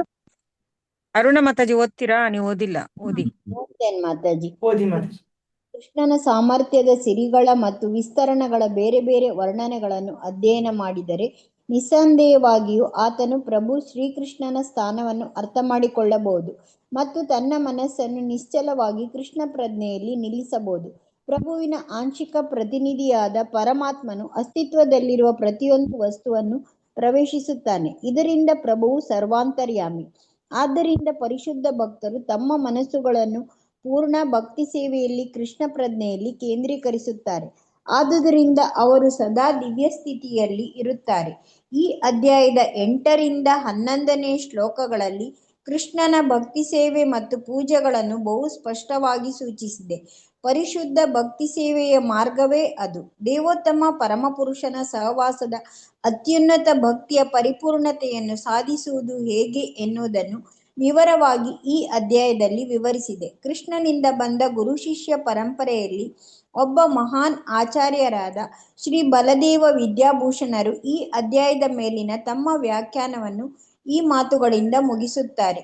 ಯಚ್ಛಕ್ತಿ ಲೇಷಾತ್ ಸೂರ್ಯಾಧ್ಯ ಭವಂತ್ಯನ್ಯುಗ್ರ ಚೇಜತ್ಸಹ ಯದಂಶೇನ ಧೃತಂ ವಿಶ್ವಂ ಸ ಕೃಷ್ಣೋ ದಶಮೀಚ್ರಯತೆ. ಪ್ರಬಲವಾದ ಸೂರ್ಯನು ಸಹ ತನ್ನ ಶಕ್ತಿಯನ್ನು ಶ್ರೀಕೃಷ್ಣನ ಮಹಾಶಕ್ತಿಯಿಂದ ಪಡೆಯುತ್ತಾನೆ. ಕೃಷ್ಣನ ಆಂಶಿಕ ವಿಸ್ತರಣವು ಇಡೀ ಜಗತ್ತನ್ನು ಪಾಲಿಸುತ್ತದೆ. ಆದುದರಿಂದ ಶ್ರೀಕೃಷ್ಣನು ಪೂಜಾರ್ಹನು. ಇಲ್ಲಿಗೆ ಶ್ರೀಮದ್ ಭಗವದ್ಗೀತೆಯ ಶ್ರೀ ಭಗವಂತನ ಐಶ್ವರ್ಯ ಎಂಬ 10ನೇ ಅಧ್ಯಾಯದ ಭಕ್ತಿ ವೇದಾಂತ ಭಾವಾರ್ಥವು ಮುಗಿಯಿತು. ಹರೇ ಧನ್ಯವಾದ. ಥ್ಯಾಂಕ್ ಯು ಮಾಡಿ ನೋಡಿದಲ್ಲ. ಸೊ ಭಗವಂತ ಎಂದು ಯಾತಕ್ಕೆ ಶ್ರೀಕೃಷ್ಣ ಮಾತ್ರ ಪೂಜಾರನು, ಯಾಕೆ ಅವನ್ ಮಾತ್ರ ವರ್ಷಗಳು, ಯಾಕೆ ಭಗವಂತ ಕೃಷ್ಣನೇ ಪೂಜಿಸ್ಬೇಕು ಅನ್ನೋದಕ್ಕೆ ಕೊನೆಗೆ ಇಂಪಾರ್ಟೆಂಟ್ ಶ್ಲೋಕ ಕೊಟ್ಟಿದ್ದಾರೆ. ಯಾರು? ಬಲದೇವ ವಿದ್ಯಾಭೂಷಣ ಅಂತ ನಮ್ಮ ಆಚಾರ್ಯರಲ್ಲಿ ಇವರು ತುಂಬಾ ಮುಖ್ಯವಾದಂತ ವೈಷ್ಣವಾಚಾರ್ಯ. ಏನಂತಾರೆ ಅವರು? ಪ್ರಬಲವಾದ ಸೂರ್ಯನೂ ಸಹ ತನ್ನ ಶಕ್ತಿಯನ್ನು ಶ್ರೀಕೃಷ್ಣನ ಮಹಾಶಕ್ತಿಯಿಂದ ಪಡೆಯುತ್ತಾನೆ. ಸೂರ್ಯನ್ಗೆ ಅಲ್ಲಿಂದ ಬರ್ತದೆ ತೇಜಸ್ಸು, ಅವನ ಮೇಲೆ ಏನಾರೋ ಒಂದು ಬೇಕಲ್ವಾ, ಸೋರ್ಸ್ ಬೇಕಲ್ವಾ, ಮೂಲ. ಅದು ಭಗವಂತ ಕೃಷ್ಣನಿಂದ ಸಿಗ್ತಾ ಇರೋದು. ಕೃಷ್ಣನ ಆಂಶಿಕ ವಿಸ್ತರಣವು ಇಡೀ ಜಗತ್ತನ್ನು ಪಾಲಿಸುತ್ತದೆ. ಆದುದರಿಂದ ಶ್ರೀಕೃಷ್ಣನು ಪೂಜಾರನು ಅಂತ ಭಗವಂತ. ಮತ್ತೆ ಅಸಮೌರ್ಧ್ವ ಅಂತ ಕೂಡ ಹೇಳಿದ್ದಾರೆ. ಭಗವಂತನಕ್ಕಿಂತ ಮೇಲೆ ದೊಡ್ಡ ವ್ಯಕ್ತಿ ಮತ್ತು ಯಾರೂ ಇಲ್ಲ. ಅಂಡ್ ಯಾರು ಪದ್ಮಪುರಾಣದಲ್ಲಿ ಹೇಳ್ತಾರೆ, ಯಾರು ಭಗವಂತ ಕೃಷ್ಣನ ಜೊತೆ ಬೇರೆ ದೇವತೆಗಳು ಸಮ ಅಂತ ಭಾವಿಸ್ತಾರೆ ಅವರಿಗೆ ಪಾಷಾಂಡಿ ಅಂತ ಕರೀತಾರೆ. ಪಾಷಾಂಡಿ ಅಥವಾ ನಾಸ್ತಿಕ. ಓಕೆನಾ? ಸಂತಾನ ಉದ್ಧಾರ ಯಾವತ್ತಿಗೂ ಆಗಲ್ಲ. ಯಾಕಂದ್ರೆ ಕೃಷ್ಣನ ಸಮ ಯಾರು ಇರೋದು ಸಾಧ್ಯ ಇಲ್ಲ. ಕೃಷ್ಣ ಅಂದ್ರೆ ಅವನು ಪವಿತ್ರ ಜೀವ, ಅವನು ಪವಿತ್ರ ವ್ಯಕ್ತಿ. ಅವನ ಜೀವ ಅಂದ್ರೆ ಪವಿತ್ರ ವ್ಯಕ್ತಿ. ಅವನು super human being, super consciousness. ಹಾಗಾಗಿ ಬೇರೆ ದೇವತೆಗಳ ಜೊತೆ ಅವನ್ನ ಕಂಪೇರ್ ಮಾಡೋದಕ್ಕಾಗಲ್ಲ. ಯಾರಿಗೆ ಸಾಕಷ್ಟು ಜ್ಞಾನ ಇಲ್ವೋ ಅವ್ರ ಹತ್ರ ಯೋಚನೆ ಮಾಡ್ತಾರೆ. ಕೃಷ್ಣನು ಸಾಮಾನ್ಯ ಜೀವಿ ಅನ್ನೋದು. ಕೃಷ್ಣ ಇವಾಗಿಲ್ಲ. ಕೃಷ್ಣ ಇವಾಗ ಅವತಾರ ಮಾಡಿ ಹೋಗಾಯ್ತು. ಏನದು ಸತ್ಯತ್ರೇತ ದ್ವಾಪರ ಮುಗಿದೋಯ್ತು. ಸೊ ಇವಾಗ ಕೃಷ್ಣ ಇಲ್ಲ. ಇದೆಲ್ಲ ಜ್ಞಾನ ಇಲ್ದಿರ ವ್ಯಕ್ತಿ, ಮೂಢರು ಮಾತಾಡ್ತಾರೆ ಅದನ್ನ. ಅವಜಾನಂತಿ ಮೂಢ ಮಾನುಷಿಂ ತನುಮಾಶ್ರಿತ. ನಾನು ಅವತಾರ ತಗೊಂಡ್ರೆ ಮನುಷ್ಯ ರೂಪದಲ್ಲಿ ಬಂದಿರೋ ಸಾಮಾನ್ಯ ಮನುಷ್ಯ ಅಂತ ಯಾರು ಭಾವಿಸ್ತಾರೋ ಅವನೊಬ್ಬ ಮೂಢ ಅಂತ ಕೃಷ್ಣ ಹೇಳಿದ್ದಾನೆ. ಅವಜಾನಂತಿ ಮೂಢ ಮಾನುಷ್ಯಂ ತನುಮಾಶ್ರಿತ ಪರಂಭಾವಂ ಅಜಾನಂತೋ ಮಮಭೂತ ಮನುಷ್ಯ. ಕೃಷ್ಣನ ಪೂರ್ತಿ ಜ್ಞಾನ ಇಲ್ದಿರ ವ್ಯಕ್ತಿಗಳ ಹತ್ರ ಮಾತಾಡ್ತಾರೆ. ಅದಕ್ಕೆ ಕೃಷ್ಣ ಭಕ್ತಿ ಮಾಡಿದ್ರೆ, ಶಾಸ್ತ್ರ ಓದಿದ್ರೆ ನಮ್ಗೆ ಅರ್ಥ ಆಗತ್ತೆ ಯಾರ್ಯಾರ ಪೊಸಿಷನ್ ಏನು, ಯಾರನ್ನ ಪೂಜಿಸ್ಬೇಕು ಒಂದು ಜೀವಿ. ಯಾಕಂದ್ರೆ ಇದ್ರಲ್ಲೇ ನಮ್ಮ ಹಿತ ಇರೋದಲ್ವಾ, ನಮ್ಮ ಶ್ರೇಯಸ್ ಯಾವ್ದ್ರಲ್ಲಿದೆ. ನಮಗ್ ಪೂರ್ತಿ ಜ್ಞಾನ ಸಿಗ್ಬೇಕು, ಅವಾಗ್ಲೇ ನಮ್ಗೆ ಗೊತ್ತಾಗ ಅವಾಗ ನಮ್ಗೆ ಗೊತ್ತಾಗತ್ತೆ. ಕೃಷ್ಣ ಒತ್ತಾಯ ಮಾಡ್ತಿಲ್ಲ. ಭಗವದ್ಗೀತೆಯಲ್ಲಿ ಕೃಷ್ಣ ಎಲ್ಲೂ ಅರ್ಜುನಂಗೆ ಒತ್ತಾಯ ಮಾಡಿಲ್ಲ ಅಲ್ಲ. ಜ್ಞಾನ ಪೂರ್ತಿ ಕೊಟ್ಬಿಟ್ಟು ಯಥೇಚ್ಛ ತಥಾಕುರು ಅಂತ ಹೇಳಿದ. ನಿನ್ನಿಷ್ಟಪ್ಪ, ನಾನು ನಿಂಗೆಲ್ಲ ಬಿಡಿಸಿ ನಿಂಗೆ ಹೇಳಾಗೋಯ್ತು. ಇವಾಗ ನೀನ್ ನಿರ್ಧಾರ ಮಾಡು, ನೀನ್ ಯುದ್ಧ ಮಾಡ್ಬೇಕಂತಿದ್ಯೋ ಬೇಡ ಅಂತಿದ್ಯೋ, ನಿನ್ ಕೈಲಿದೆ. ಕೃಷ್ಣ ಪೂರ್ತಿ ಜ್ಞಾನ ಭಗವದ್ಗೀತೆ ಕೊಡ್ತಾನೆ. ನಮ್ಮಿಷ್ಟ. ನಾವು ಕೃಷ್ಣನ್ ಪೂಜಿಸ್ತೀವೋ, ಕೃಷ್ಣನ್ ಪೂಜಿಸೋದ್ ಬಿಡ್ತೀವೋ, ಇನ್ಯಾರನ್ನ ಪೂಜಿಸ್ಕೊಂಡು ಹೋಗ್ತೀವೋ, ನಮ್ಮ ಕೈಯಲ್ಲೇ ಇರೋದು ಅಲ್ವಾ. ನಮ್ಮ ಏನಂತಾರೆ ಫ್ಯೂಚರ್ ನಮ್ಮ ಕೈಯಲ್ಲೇ ಇರೋದು ಅಲ್ವಾ. ಜ್ಞಾನ ತಗೊಂಡು ಸ್ವೀಕರಿಸಿ ನಾವು ನಮ್ಮ ನಂಬಿಕೆಗಳು ಏನೇನಿದೆಯಲ್ಲ, ನಮ್ಗೆ ಆ ನಂಬಿಕೆ, ಆ ಶ್ರದ್ಧೆ, ಈ ಶ್ರದ್ಧೆ, 108 ಶ್ರದ್ಧೆಗಳು ನಮಗಿದೆ. ಏನಂದ್ರೆ ಕೆಲ್ಸಕ್ಕೆ ಬರ್ದಿರೋ ಶ್ರದ್ಧೆಗಳೆಲ್ಲ ಇದೆ. ಮೂಢನಂಬಿಕೆಗಳು ತರ ಕೆಲವ್ರು ಹೇಳ್ತಾರಲ್ಲ, ಬೆಕ್ಕಗೆ ಹಾಲು ಹಾಕ್ಬಾರ್ದು, ಏನೋ 108 ಶಾಸ್ತ್ರಗಳು ಹೇಳ್ತಾರಲ್ವ ಕೆಲವರು. ಇದೆಲ್ಲ ಅವರೇ ಸೃಷ್ಟಿಸಿರೋ ಶಾಸ್ತ್ರಗಳು. ಮೇನ್ ಶಾಸ್ತ್ರ ಏನು, ಮೇನ್ ರೂಲ್ ಏನು? ಯಾವತ್ತು ಕೃಷ್ಣನ್ನ ಮರಿಬಾರ್ದು. ಕೃಷ್ಣನ್ನ ನೆವರ್ ಫರ್ಗೆಟ್ ಕೃಷ್ಣ ಅಂತ ಇದೆಯಲ್ವ, ಅವಾಗ್ಲೇ ನಮ್ಗೆ ಅರ್ಥ ಆಗೋದು ನಮ್ಮ ಪೊಸಿಷನ್ ಏನು ಅನ್ನೋದು. ಸೊ ಹಾಗಾಗಿ ಎಲ್ಲ ಕಷ್ಟಗಳಿಂದ ಪಾರಾಗಬೇಕು ಅಂದ್ರೆ ಕೃಷ್ಣ ತತ್ವ ಚೆನ್ನಾಗಿ ಅರ್ಥ ಮಾಡ್ಕೋಬೇಕು. ಕೃಷ್ಣ ತತ್ವ ಅರ್ಥ ಆದ್ರೆ ಕೃಷ್ಣನಿಗೆ ಶರಣ ಅಂದಾಗ ಸರಿ ಹೋಗುತ್ತೆ. ಮನ್ಸು ಅವಾಗ ಒಪ್ಪಿಗೆ ಕೊಡುತ್ತೆ. ಬುದ್ಧಿ ಅವಾಗ ನಮ್ಗೆ ಹೌದು ಅಂತ ಹೇಳುತ್ತೆ, ಒಪ್ಸುತ್ತೆ. ಪೂರ್ತಿ ಜ್ಞಾನ ಇಲ್ಲ ಅಂದ್ರೆ ಮಿಟ ಜ್ಞಾನ, ಅರ್ಧಂಬರ್ಧ ಜ್ಞಾನ ಇದ್ರೆ ಹೌದೋ ಅಲ್ವೋ ಯಾರಿಗೊತ್ತು, ಇವ್ನು ಕೊಡ್ತಾನೋ ಇಲ್ವೋ, ನಂಗೆ ಬೇಕಾಗಿರೋದು ಇವ್ರು ಕೊಡ್ಬೋದು, ಇನ್ನೊಬ್ಬ ಕೊಡ್ಬೋದು, ಮತ್ತೊಬ್ಬ ಕೊಡ್ಬೋದು, ಇನ್ಯಾರೋ ಕೊಡ್ಬೋದು ಅನ್ನಂತಾರೆ ಮನ್ಸು. ಅಲ್ವಾ? ಅಷ್ಟು ಜನ ಹಿಂದೆ ಹೋಗ್ಬೇಕಾ ನಾವು? ಬೇಕಾಗಿಲ್ಲ. ಒಂದು ಒಂದು ಸ್ತ್ರೀ ಮದುವೆ ಆದ್ಮೇಲೆ ಎಲ್ಲ ನೋಡಿ ಯಾರ ಮೇಲೆ ಡಿಪೆಂಡ್ ಆಗಿರೋದು? ಭರ್ತನ ಮೇಲೆ ಅಲ್ವಾ? ಭರ್ತಾನೆ ಎಲ್ಲ ಕೊಡೋದು, ಪೂರ್ತಿ ಜವಾಬ್ದಾರಿ ತಗೊಳ್ಳೋದೇ ಅವನು. ನೀ ಕೆಲ್ಸಕ್ಕೆ ಹೋಗು, ಕೆಲ್ಸಕ್ಕೆ ಹೋಗದೆ ಹೋದ್ರು ಭರ್ತಾನೆ ನೋಡ್ಕೊಳ್ಳೋದು. ಕೆಲ್ಸಕ್ಕೆ ಹೋಗೋದನ್ನೋದು ಸುಮ್ಮನೆ ಇವಾಗ ನಾವು ಫ್ಯಾಷನ್ ಆಗಿ ಬಂದಿರೋದು ಇದು ಇವತ್ತಿನ ಕಾಲದಲ್ಲಿ. ಅದು ಇಲ್ಲ ಅಂದ್ರೂ ಅವಳು ನೋಡ್ಕೊಳ್ಳೋ ಭರ್ತಂದೆ ಜವಾಬ್ದಾರಿ ಅಲ್ವಾ? ಪೂರ್ತಿ ಜವಾಬ್ದಾರಿ ವಹಿಸೋದು ಬರ್ತಾನೆ. ಹಂಗೆ ಎಲ್ಲಾ ಜೀವಿಗೆ ಭರ್ತ ಯಾರು? ಎಲ್ಲಾ ಜೀವಿಗಳಿಗೂ ಇರೋ ಭರ್ತ ಒಬ್ನೇ, ಕೃಷ್ಣ, ಏಕೈಕ ಈಶ್ವರ. ಅವನೇ ಕಂಟ್ರೋಲರ್, ಅವನೇ ನಿಯಂತ್ರಿಸೋನು, ಅವನೇ ಕಾಪಾಡೋದು. ಓಕೆ, ಸೊ ಅವನ್ ಬಿಟ್ಟು ಬೇರೆ ದಿಕ್ಕು ಇದೆ ಅಂತ ನಾವು ಭಾವಿಸಿದ್ರೆ ಅದು ನಮ್ಮ ಮೂರ್ಖತ್ವ ಅಷ್ಟೇ. ಅಂದ್ರೆ ಇನ್ನು ನಾವೆಲ್ಲೋ ಇದೀವಿ ಕೆಳಗಡೆ ಅಂತ ಅರ್ಥ. ಭಗವದ್ಗೀತೆ ಬಂದಿರೋ ಜನಕ್ಕೆ, ಭಗವದ್ಗೀತೆ ಸ್ಟೂಡೆಂಟ್ಸಿಗೆ ಡೌಟೇ ಇರಬಾರ್ದು. ಭಗವದ್ಗೀತೆ ಓದಿರೋ ಸ್ಟೂಡೆಂಟ್ಸಿಗೆ, ವಿದ್ಯಾರ್ಥಿಗಳಿಗೆ ಯಾವ ಸಂಶಯನೂ ಇರಬಾರ್ದು. ಸಂಶಯ ಇದೆ ಅಂದ್ರೆ ಸಂಶಯಾತ್ಮ ವಿನಶ್ಯತೆ ಅನ್ನೋ ಕೃಷ್ಣ. ಡೌಟ್ ಇದ್ರೆ ಮತ್ತೆ ಓದ್ಬೇಕು, ಮತ್ತೆ ಮತ್ತೆ ಓದಿ ಅರ್ಥ ಮಾಡ್ಕೋಬೇಕು. ಹೌದಾ, ಈ ಮಾತು ನಿಜನಾ? ಕೃಷ್ಣನೇ ಪೂಜಾರ ಅನ್ನೋದು ಹೇಳ್ತಿದ್ದಾನ? ಅಂದ್ರೆ ನಾನು ಪೂಜಿಸ್ಬೇಕಾದ್ರು ಕೇವಲ ಕೃಷ್ಣನ? ಮತ್ತೆ ನಾನು ನಂಬಿರೋ ದೇವತೆ ಅವರಿಗೆ ನಾ ಮೋಸ ಮಾಡ್ದಂಗಾಗತ್ತಾ? ಅವರಿಗೆ ನಾ ಅಗೌರವ ಸಲ್ಲಿಸ್ದಂಗಾಗತ್ತಾ? ಇಲ್ಲ. ಆ ದೇವತೆ ಕೂಡ ಕರೆಕ್ಟ್ ಅಂತಾನೆ ಹೇಳ್ತೇನೆ, ಯಾಕಂದ್ರೆ ಅವನ ಮೇಲಿರೋದು ಕೃಷ್ಣ. ನನ್ನ ಬಾಸ್ನೇ ಪೂಜೆ ಮಾಡಿದ್ಮೇಲೆ ನೀನು ಮತ್ತೆ ನನಗೆ ಒಳ್ಳೆ ಟೈಮ್ಸ್ ಅಲ್ಲಿ ಇದ್ದಂಗೆ ಅಲ್ವಾ? ಯಾಕಂದ್ರೆ ಆ ದೇವತೆ ಸಿಗ್ತಾರೆ ಶಕ್ತಿ ಭಗವಂತನಿಂದಾನೆ. ಸೊ ಭಗವಂತನ ಪೂಜಿಸಿದ್ಮೇಲೆ ಇನ್ನೇನಿದೆ, ಎಲ್ಲಾ ಜೀವಿಗಳು ಸಂತೃಪ್ತರಾಗ್ತಾರೆ ಅಲ್ವಾ? ಹಾಗಾಗಿ ಇದು ಕೃಷ್ಣ ತತ್ವ. ಇದು ಅಫ್ಕೋರ್ಸ್ ಇದು ನಮ್ಗನ್ಸ್ಬೋದು, ಯಾಕಪ್ಪ ಕೃಷ್ಣ? ಕೆಲವ್ರು ಹೇಳ್ತಾರಲ್ಲ ಹೊರಗಡೆ ಜನ, ಮಾಯಾವಾದಿಗಳು, ನಾಸ್ತಿಕರು, ಏನ್ ಬರೀ ಕೃಷ್ಣ ಅಂತೀರ ನೀವು? ಎಲ್ಲರನ್ನೂ ಪೂಜಿಸ್ಬೇಕು, ಎಲ್ಲರನ್ನೂ ಪ್ರೀತಿಸ್ಬೇಕು, ಎಲ್ಲರೂ ಒಂದೇ. ಇದು ಕರೆಕ್ಟ್ ಸಿದ್ಧಾಂತ ಅಲ್ಲ. ಎಲ್ಲರೂ ಒಂದೇ ಅನ್ನಕ್ಕಾಗಲ್ಲ. ಈಗ ಆಫೀಸಲ್ಲಿ ಎಲ್ಲರೂ ಒಂದೇನಾ? ದೊಡ್ಡ ಮೇಲ್ಗಡೆ ಇರೋ ಡೈರೆಕ್ಟರ್, ಹೆಡ್, CEO ಅವನು ಒಂದೇ, ಕೆಳಗಡೆ ಇರೋ ಚಪರಾಸಿ ಅಥವಾ ಸೆಕ್ಯೂರಿಟಿ ಗಾರ್ಡ್ ಅವನು ಒಂದೇನಾ? ಇಬ್ರಿಗೂ ಒಂದೇ ಸಂಬಳ ಸಿಗತ್ತಾ? ನೀವ್ ಹೇಳಿ. ಇಬ್ರಿಗೂ ಒಂದೇ ಫೆಸಿಲಿಟೀಸ್ ಇರತ್ತಾ? ಅವನ್ಗೆಲ್ಲ ದೊಡ್ಡ ಕ್ವಾರ್ಟರ್ಸ್ ಕೊಡ್ತಾರೆ, ಎಲ್ಲ ಫ್ರೀ ಸರ್ವಿಸ್ ಇರುತ್ತೆ. ಇವನ್ಗೆ ಸೆಕ್ಯೂರಿಟಿ ಗಾರ್ಡ್ಗೆ ಅಷ್ಟು ಆ ಸಂಬಳ ಇರತ್ತಾ? ಆ ಗೌರವ ಇರತ್ತಾ? ಹೊಕೊಳ್ಳಿ, ಅವನು ಆ ಲೆವೆಲಲ್ಲಿ ಕೆಲಸ ಮಾಡ್ತಿದ್ದಾನ. ಆ ದೊಡ್ಡ ವ್ಯಕ್ತಿಗೆ ದೊಡ್ಡ ಜವಾಬ್ದಾರಿ ಇದೆ, ದೊಡ್ಡ ಕಾರ್ಯ ನಿರ್ವಹಿಸ್ತಾ ಇದ್ದಾನ ಅವನು. ಈ ಸಣ್ಣ ವ್ಯಕ್ತಿ ಸಣ್ಣ ಕಾರ್ಯ ಮಾಡ್ತಿದ್ದಾನೆ. ವ್ಯತ್ಯಾಸ ಯಾವಾಗ್ಲೂ ಇದೆ, ವ್ಯತ್ಯಾಸ ಇಲ್ಲ ಅನ್ನೋಕ್ಕಲ್ಲ. ಮನೆಯಲ್ಲೇ ಅಷ್ಟೇ ಅಲ್ವಾ? ಅಡಿಗೆ ಮನೆ ಬೇರೆ, ಬಚ್ಚಲ ಮನೆ ಬೇರೆ. ಅಡಿಗೆ ಮನೇಲಿ ಮಾಡೋ ಕೆಲಸ ಬಚ್ಚಲ ಮನೇಲಿ ಮಾಡ್ತೀವ? ಇಲ್ಲ. ಬಚ್ಚಲ ಮನೆ ಮಾಡೋ ಕೆಲಸ ನಾವು ದೇವ್ರ ಮನೇಲಿ ಮಾಡ್ತೀವ? ಇಲ್ಲ. ಅಲ್ವಾ? ಎಲ್ಲದಕ್ಕೂ ವ್ಯತ್ಯಾಸ ಇದೆ. ವ್ಯತ್ಯಾಸ ಇಲ್ಲ ಅನ್ನೋರು ಮೂರ್ಖರು, ಅವ್ರು ಮೋಸ ಮಾಡ್ತೀರಂತ ಅರ್ಥ. ಎಲ್ಲಾ ಕಡೆ ವ್ಯತ್ಯಾಸ ಇದೆ. ವ್ಯತ್ಯಾಸನ ನಾವು ಇದ್ದಿದ್ದಂಗೆ ನೋಡೋದಕ್ಕೆ ಬರ್ಬೇಕು ನಮ್ಗೆ ಜ್ಞಾನ ಚಕ್ಷುವಿಂದ. ವ್ಯತ್ಯಾಸ ಇದೆ ಅಂದ್ ಮಾತ್ರಕ್ಕೆ ಬಚ್ಚದ ಮನೆ ಕಟ್ಬೇಡಿ ಅಂತ ಅಲ್ಲ ಹೇಳ್ತಿರೋದು. ಬಚ್ಚದ ಮನೆ ಬೇಕೇ ಬೇಕು ಅಲ್ವಾ? ವ್ಯತ್ಯಾಸ ಇದೆ ಅಂದ್ ಮಾತ್ರಕ್ಕೆ ಚಪರಾಸಿ ಇರಬಾರ್ದು ಅಂತಲ್ಲ. ಆಫೀಸಿಗೆ ಚಪರಾಸಿ ಬೇಕು, ಅವನ ಪ್ಯೂನ್ ಬೇಕೇ ಬೇಕು. ಅವನೊಂದು ಡ್ಯೂಟಿ ಇದೆ, ಅವನೊಂದು ಜವಾಬ್ದಾರಿ ನಿಭಾಯಿಸ್ತಿದ್ದಾನೆ, ಅವನ ಕರ್ತವ್ಯ ಮಾಡ್ಲೇಬೇಕು ಅಲ್ವಾ? ತೆಗೆದಾಕ್ಬಿಡು ಅಂತ ಅಲ್ಲ ಅದ್ರ ಅರ್ಥ. ಅದ್ರ ಅರ್ಥ ಎಲ್ಲ ಡಿವಿಷನ್ ಅರ್ಥ ಮಾಡ್ಕೋಬೇಕು, ಯಾರ್ಯಾರು ಯಾವ್ಯಾವ ಸ್ಥಾನದಲ್ಲಿದ್ದಾರೆ. ಓಕೆನಾ?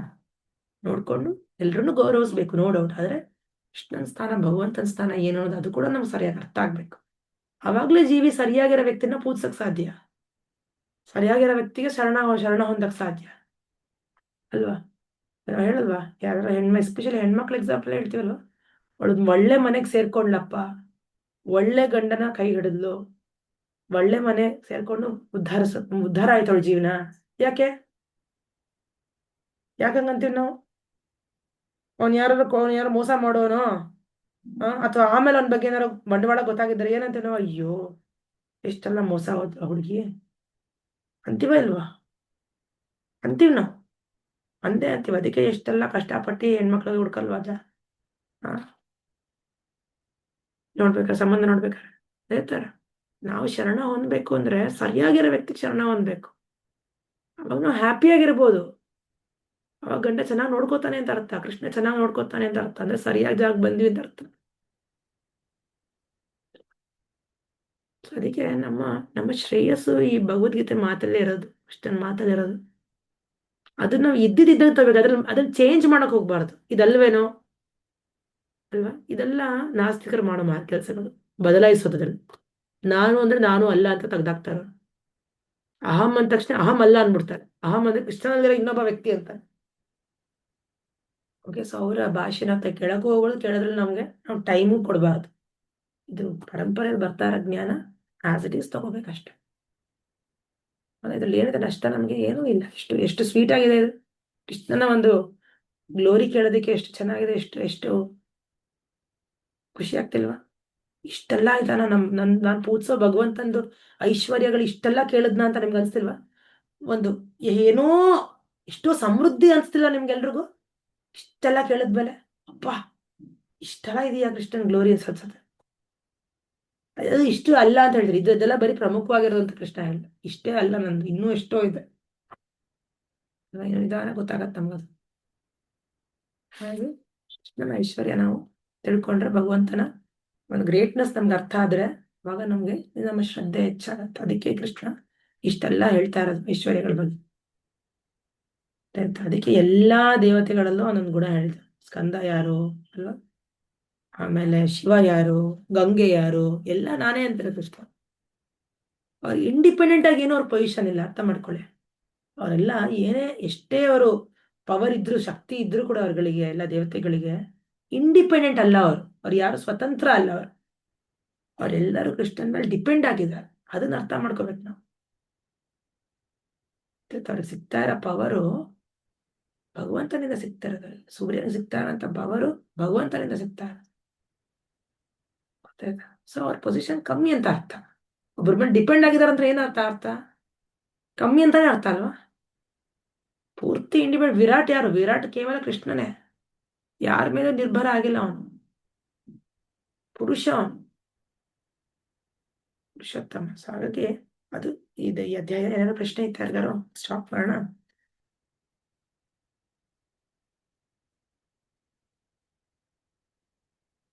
ಮುಂದಿನ ಕ್ಲಾಸಲ್ಲಿ ವಿಶ್ವರೂಪ ಶುರು ಮಾಡೋಣ. ಓಕೆ, ನಾನು ಕನ್ಫರ್ಮ್ ಮಾಡ್ತೀನಿ ನೆಕ್ಸ್ಟ್ ಕ್ಲಾಸ್ ಯಾವಾಗಿರುತ್ತೆ ಅಂತ. ಯಾಕಂದ್ರೆ ನೆಕ್ಸ್ಟ್ ವೀಕ್ ನಾನು ಮತ್ತೆ ಒಂಚೂರು ಟ್ರಾವೆಲ್ ಇದೆ ನನಗೆ. ಹಾಗಾಗಿ ಕನ್ಫರ್ಮ್ ಮಾಡ್ತೀನಿ. ಮೋಸ್ಟ್ಲಿ ತಗೋತೀನಿ ಕ್ಲಾಸು. ಚಾನ್ಸ್ ಸಿಕ್ಕಿದ್ರೆ ತಗೋತೀನಿ, ನಾನಂತೂ ಬಿಡೋದಿಲ್ಲ. ಇನ್ ಕೇಸ್ ಆಗದೆ ಹೋದ್ರೆ ನೆಟ್ ಪ್ರಾಬ್ಲಮ್ ಆ ಥರ ಏನಾದ್ರು ಪ್ರಾಬ್ಲಮ್ಸ್ ಇತ್ತು ಅಂದರೆ ಅವಾಗ ಪೋಸ್ಟ್ಪೋನ್ ಮಾಡ್ಕೋತೀನಿ. ಓಕೆ, ಆ ಟೈಮಲ್ಲಿ ನೀವು ಟೈಮ್ ಯುಟಿಲೈಸ್ ಮಾಡ್ಕೊಂಡು ಎಲ್ಲರೂ ರೀಡಿಂಗ್ ಮಾಡಿ. ನೆಕ್ಸ್ಟ್ ಏನೇನಿದೆಯಾ ಕಂಪ್ಲೀಟ್ ಮಾಡೋದಿದೆಯಾ ಸಿಲೆಬಸ್ಸು. ಓಕೆ, ಅದು ಶಾಸ್ತ್ರ ಅಧ್ಯಯನ ಮುಗಿಸ್ಕೊಂಡು ಹೋಗಿ. ಅದರಲ್ಲಿ ಏನು ಹಿಂದೆ ಹಾಕ್ಕೋಬಿಡಿ. ಆ್ಯಂಡ್ ಯಾರ್ಯಾರು ಶಿಕ್ಷಾ ತೊಗೊತಾ ಇದ್ರು ಸೀರಿಯಸ್ ಆಗಿ ನೆಕ್ಸ್ಟು ಅದ್ರ ಪೇಪರ್ ಬರೆಯೋದಕ್ಕೆ ಎಲ್ಲ ಪ್ಲ್ಯಾನ್ ಮಾಡಿಕೊಂಡು ಬರೆಯೋಕ್ಕೆ ಸ್ಟಾರ್ಟ್ ಮಾಡಿ. ಓಕೆ, ಲೈಫ್ ತುಂಬ ಸ್ಮೂತ್ ಆಗಿರುತ್ತೆ ಅವಾಗಲೇ. ಕೃಷ್ಣನಿಗೆ ಕಮಿಟ್ಮೆಂಟ್ ಕೊಟ್ಟರೆ ಕೃಷ್ಣನು ತುಂಬ ಚೆನ್ನಾಗಿ ನಮ್ಮನ್ನ ಕಾಪಾಡ್ತಾನೆ, ಚೆನ್ನಾಗಿ ನಮಗೆ ಬುದ್ಧಿ ಕೊಡ್ತಾನೆ, ತುಂಬ ಚುರುಕು ಮಾಡ್ತಾನೆ ನಮ್ಮನ್ನ. ಕಷ್ಟಗಳು ಬಂದರೂ ಎಷ್ಟು ಹಚ್ಕೋಬೇಕು ಅನ್ನೋದಕ್ಕೆ ಕೂಡ ಒಂದು ವಿವೇಕ ಕೊಡ್ತಾನೆ. ಅವನ ಥರನೇ ನಾವು ತುಂಬ ಸ್ಮಾರ್ಟ್ ಆಗ್ತೀವಿ ಆ್ಯಕ್ಚುಲಿ. ಹೇಳ್ತಾನೆ ಕೃಷ್ಣ, ಎಲ್ಲ ಮೋಸ್ಗಾರಲ್ಲಿ ನಾನು ದೊಡ್ಡ ಮೋಸ್ಗಾರನೇ ಅಂತ. ಹಾಗೆ ಆದರೆ ನಾನು ಸಿಗಾಕೊಳ್ಳಲ್ಲ, ಕೃಷ್ಣ ಸಿಗಾಕೊಳ್ಳಲ್ಲ. ಆ ಥರ ನಮ್ಮಲ್ಲಿ ಚಾತುರ್ಯತೆನೂ ಬರುತ್ತೆ, ಹೆಂಗೆ ತಪ್ಸ್ಕೋಬೇಕು ಅನ್ನೋದು. ಓಕೆ, ಅದೇನು ತಪ್ಪಲ್ಲ ಅದು. ಸೊ ಎಲ್ಲ ಗುಣಗಳು ಬರುತ್ತೆ ನಮಗೆ. ಸೊ ಕೃಷ್ಣನ್ ಡಿವೋಟೀಸ್ ಆಗೋದು ಮೋಸ್ಟ್ ಇಂಪಾರ್ಟೆಂಟ್. ಅದು ಸರ್ವೋತ್ತಮ ಅದು. ಸೊ ಭಕ್ತಿ ಸ್ಟೆಪ್ಸ್ ಅಂದ್ರೆ ತುಂಬ ಲೈಟ್ ತಗೋಬೇಡಿ. ಭಕ್ತಿ ಹೆಜ್ಜೆಗಳು ಶಿಕ್ಷಾ ಪ್ರೋಗ್ರಾಮ್ ಅಂದರೆ ಕೃಷ್ಣನ ಹತ್ರ ನಾವಿನ್ನೂ ಕಮಿಟ್ಮೆಂಟ್ ತಗೊಂತಿದ್ದೀವಿ ಅಂತ ಅರ್ಥ. ಭಕ್ತಿ ಮಾಡೋದಕ್ಕೆ, ಹೌದಲ್ವಾ? ಕಮಿಟ್ಮೆಂಟ್ ತಗೊಂಡಿದ್ದೀವಿ ಅಂದರೆ ನಮ್ಮ ಮನಸ್ಸನ್ನು ಒಪ್ಪಿಸ್ತಿದ್ದೀವಿ ಅಂತ ಅರ್ಥ. ನಮ್ಮ ಮನಸ್ಸು, ನಮ್ಮ ಬುದ್ಧಿ ಅದಕ್ಕೆ ಅನುಗುಣವಾಗಿ ನಡ್ಕೊಳ್ಳುತ್ತೆ. ಅದು ಒಳ್ಳೇದೇ ಅಲ್ವಾ? ಹೇಳಲ್ವಾ, ನಾವು ಮದುವೆ ಶುರುದಲ್ಲಿ ಹೇಳಲ್ವಾ? ಎಲ್ಲನೂ ಅದೇ ಎಕ್ಸಾಂಪಲ್ ಕೊಡ್ತೀನಿ ನಾನು ಅಲ್ವಾ? ಯಾಕಂದರೆ ಅದೇ ದೊಡ್ಡ ಲೈಫ್ ಚೇಂಜಿಂಗ್ ಅಲ್ವಾ ಎಲ್ಲ ಹೆಣ್ಮಕ್ಳಿಗೆ. ಈ ಥರ ನಡ್ಕೋಬೇಕು, ತಗ್ಗಿ ಬಗ್ಗೆ ನಡ್ಕೋಬೇಕು, ಜೋರಾಗಿ ಮಾತಾಡಬಾರ್ದು, ರಿವರ್ಸ್ ಮಾತಾಡಬಾರ್ದು, 108 ಹೇಳಲ್ವಾ? ಯಾಕೆ? ತಗ್ಗಿ ಬಗ್ಗೆ ನಡ್ಕೊಂಡ್ರೆ ಸಂತೋಷವಾಗಿ ಇರ್ಬೋದು, ಆ ಸಿಸ್ಟಮಲ್ಲಿ ಅನುಕೂಲವಾಗಿರ್ಬೋದು. ಅಲ್ವಾ? ಏನು ಬೇಕಾದ್ರೂ ಸಿಗ್ತಾ ಇರತ್ತೆ. ವಿರುದ್ಧವಾಗಿ ಹೋದೆ ಅನ್ಕೊಳ್ಳಿ, ನೀನೇನು ನನಗೂ ಗೊತ್ತು, ನನಗೂ ಬರುತ್ತೆ ಅಂತ ನಾವು ಹೊರಟ್ಕೊಂಡು ಹೊರಗೋದ್ರೆ ಇನ್ನೂ ಜಾಸ್ತಿ ಕಷ್ಟ ಬರುತ್ತೆ. ಹೊರಗಡೆ ಇನ್ನೂ ಜಾಸ್ತಿ ಜನ ಇದ್ದಾರೆ ನಮ್ಮ ಮೇಲೆ ಅಟ್ಯಾಕ್ ಮಾಡೋರು. ಹೊರಗಡೆ ಪ್ರಪಂಚ ಇನ್ನೂ ಅಷ್ಟು ಭಯಂಕರವಾಗಿದೆ. ಇಲ್ಲಿರೋದು 4 ಜನ ಎಷ್ಟೋ ಪರವಾಗಿಲ್ಲ ಅನ್ಬೋದು ಅಲ್ವಾ? ಇಲ್ಲಿ 4 ಜನರನ್ನೇ ಎದುರಿಸ್ಬೇಕು, ಹೊರಗಡೆ ಇನ್ನೂ ಕೋಟಿ ಜನರನ್ನ ಎದುರಿಸ್ಬೇಕು ನಾವು. ಎಂತೆಂಥವ್ರು ಇರ್ತಾರೋ. ಹಾಗಾಗಿ ಕಷ್ಟ ಎಲ್ಲ ಕಡೆ ಇದೆ. ಅದನ್ನ ನಾವು ಅನುಗುಣ ಮಾಡ್ಕೋಬೇಕಷ್ಟೆ, ಅದನ್ನ ಕಂಡ್ಯೂಸಿವ್ ಮಾಡ್ಕೋಬೇಕು ಆ ವಾತಾವರಣನ. ಅದೇ ಥರ ಕೃಷ್ಣ ಹೇಳೋ ರೂಲ್ಸ್ ನಮ್ಗೆ ಸ್ವಲ್ಪ ಕಷ್ಟ ಅನ್ಸ್ಬೋದು, ಯಾಕಂದ್ರೆ ನಮ್ಗೆ ಅಭ್ಯಾಸ ಇಲ್ಲದೇ ಇರ್ಬೋದು. ಬಟ್ ನಿಧಾನಕ್ಕೆ ಟೈಮ್ ತಗೊಂಡು ನಾವು ಮಾಡಬೇಕು ಒಂದು ಬಗ್ಗೆ ಕೇಳ್ತಾ ಕೇಳ್ತಾ ಮಾಡಬೇಕು ಅನ್ಸತ್ತೆ. ಅವಾಗ ನಾವು ಪ್ರೀತಿಯಿಂದ ಮಾಡ್ತೀವಿ, ಅವಾಗ ನಮ್ಗೆ ಫಲಿತನೂ ಸಿಗತ್ತೆ. ನಾಟ್ ದಟ್ ಫಲಿತ ಕೊಡಲ್ಲ ಅಲ್ಲ, ಕೃಷ್ಣ ಏನು ಇಟ್ಕೋತಾನೆ ಫಲಿತ ಇಟ್ಕೊಂಡು, ಎಲ್ಲ ಫಲಿತ ನಮಗೆ ಕೊಡ್ತಾನೋ. ಓಕೆನಾ? ಸೊ ಏನು ಕರ್ಮಿಗಳು ಮಾಡ್ತೀಯಾರೋ ಅವ್ರ ಕಾರ್ಯಗಳನ್ನ, ಅವ್ರಿಗೆ ಸಿಗೋ ಸುಖ ಏನೂ ಅಲ್ವೇ ಅಲ್ಲ. ಡಿವೋಟೀಸ್ ಅಷ್ಟು ಸುಖ ಪಡ್ತಾರೆ, ಅಷ್ಟು ಎಂಜಾಯ್ ಮಾಡ್ತಾರೆ, ಅಷ್ಟು ಒಳ್ಳೆ ಹಬ್ಬಗಳು. ನಾಳೆ ನಿತ್ಯಾನಂದ ತ್ರಯೋದಶಿ ಎಲ್ಲ ಡಿವೋಟೀಸ್, ನಿಮಗೆಲ್ಲ ಮೋಸ್ಟ್ ಇಂಪಾರ್ಟೆಂಟ್ ಇನ್ಫಾರ್ಮೇಶನ್ ಹೇಳ್ತೀನಿ. ನಿತ್ಯಾನಂದ ತ್ರಯೋದಶಿ, ನಿತ್ಯಾನಂದ ಅಂದ್ರೆ ಬಲರಾಮ ಅವತಾರ. ಬಲರಾಮ ಅಂದ್ರೆ ಆಧ್ಯಾತ್ಮಿಕ ಶಕ್ತಿ ಕೊಡುವಂತ ವ್ಯಕ್ತಿ ಅಂದ್ರೆ ಕೇವಲ ಬಲರಾಮ. ಭಕ್ತಿ ಮಾಡೋದಕ್ಕೆ ನಮ್ಗೆ ಬಲ ಬೇಕು, ಶಕ್ತಿ ಬೇಕು. ಅದನ್ನ ಅದನ್ನ ಕೊಡೋದು ಕೇವಲ ಬಲರಾಮನಿಂದ ಸಾಧ್ಯ. ಬಲರಾಮ ನಿತ್ಯಾನಂದ ರಾಮ ಇವರಿಂದಾನೇ ಸಾಧ್ಯ. ಸೊ ಬಲರಾಮನ ಕೃಪೆ ಇಲ್ಲ ಅಂದ್ರೆ, ಇವಾಗ ರಘುನಾಥ ದಾಸ್ ಗೋಸ್ವಾಮಿಗೂ ಅಷ್ಟೇ, ಚೈತನ್ಯ ಮಹಾಪ್ರಭು ಸಿಗಕ್ಕಿಂತ ಮುಂಚೆ ನಿತ್ಯಾನಂದ ಪ್ರಭುವಿನ ಕೃಪೆ ಬೇಕಾಗಿತ್ತು ಅವರಿಗೆ. ಅಲ್ಲಿವರೆಗೂ ಚೈತನ್ಯ ಮಹಾಪ್ರಭು ದರ್ಶನನೂ ಕೊಡ್ಲಿಲ್ಲ, ಎಷ್ಟೇ ದೊಡ್ಡ ಡಿವೋಟಿ ಆಗಿದ್ರು ಅವರು, ಕೃಷ್ಣನ್ ಡಿವೋಟಿ. ಸೊ ಹಾಗಾಗಿ ಕೃಷ್ಣನ ಹತ್ರ ಹೋಗ್ಬೇಕು ಅಂದ್ರೆ, ಕೃಷ್ಣನ್ ಹೋಗೋಕ್ಕಿಂತ ಮುಂಚೆ ಫಸ್ಟ್ ಬಲರಾಮ ಗುರು ಅಲ್ವಾ? ಸೊ ನಾಳೆ ತುಂಬಾ ಇಂಪಾರ್ಟೆಂಟ್ ಇದೆ ನಮ್ಮೆಲ್ಲ ಡಿವೋಟಿಸ್, ಎಸ್ಪೆಷಲಿ ಸಾಧಕ ಭಕ್ತರಿಗೆ. ನಮ್ಗೆ ಬೇಕಾಗಿರೋ ಬಲ ಓನ್ಲಿ ಬಲರಾಮನೇ ಕೊಡೋದಕ್ಕೆ ಸಾಧ್ಯ. ಓಕೆ, ಸೊ ನಾಳೆ ತುಂಬಾ ಇಂಪಾರ್ಟೆಂಟ್ ನಮ್ಮೆಲ್ಲರ ಜೀವನದಲ್ಲಿ. ಸೊ ಎಲ್ಲರೂ ನಾಳೆ ಪ್ರಯತ್ನ ಮಾಡಿ ಭಗವಂತನ ದರ್ಶನ ತಗೊಳಕ್ಕೆ, ದೇವಸ್ಥಾನಕ್ಕೆ ಹೋಗೋದಕ್ಕೆ. ಆದ್ರೆ ಒಳ್ಳೆ ಆರತಿ ನೋಡ್ಕೊಂಡ್ ಬನ್ನಿ. ಆದ್ರೆ ಬೆಳಿಗ್ಗೆ ಮಂಗಳಾರತಿನೋ ದರ್ಶನಾರ್ತಿಕೋ ಅಥವಾ ಮಧ್ಯಾಹ್ನ ಆರ್ತಿಕೋ ಹೋಗ್ಬಿಟ್ಟು ಒಳ್ಳೆ ಕತೆ ಕೇಳ್ಕೊಂಬನ್ನಿ ನಿತ್ಯಾನಂದ ರಾಮನ್ ಬಗ್ಗೆ. ಅದರಷ್ಟು ಅಮೃತ ಇನ್ಯಾವುದೂ ಇಲ್ಲ ಜೀವನದಲ್ಲಿ. ಬಾಕಿ ಏನಿದೆ, ಬಾಕಿ ಎಲ್ಲ ಅದೇ ಒಣ ವಸ್ತುಗಳಷ್ಟೆ. ಓಕೆ, ಸೊ ನಾವಿಲ್ಲಿ ನಾಳೆ ಹೋಗ್ತಿದ್ದೀವಿ. ನಾಳೆ ಮಂಗಳಾರತಿ ಪ್ಲಾನು. ಸೊ ಅದು ನಾಳೆ ಫಾಸ್ಟಿಂಗ್ ಐತ್ರಿ ಮಾತಾಜಿ? 12 ಮಟ್ಟ ಫಾಸ್ಟಿಂಗ್ ಐತ್ರಿ?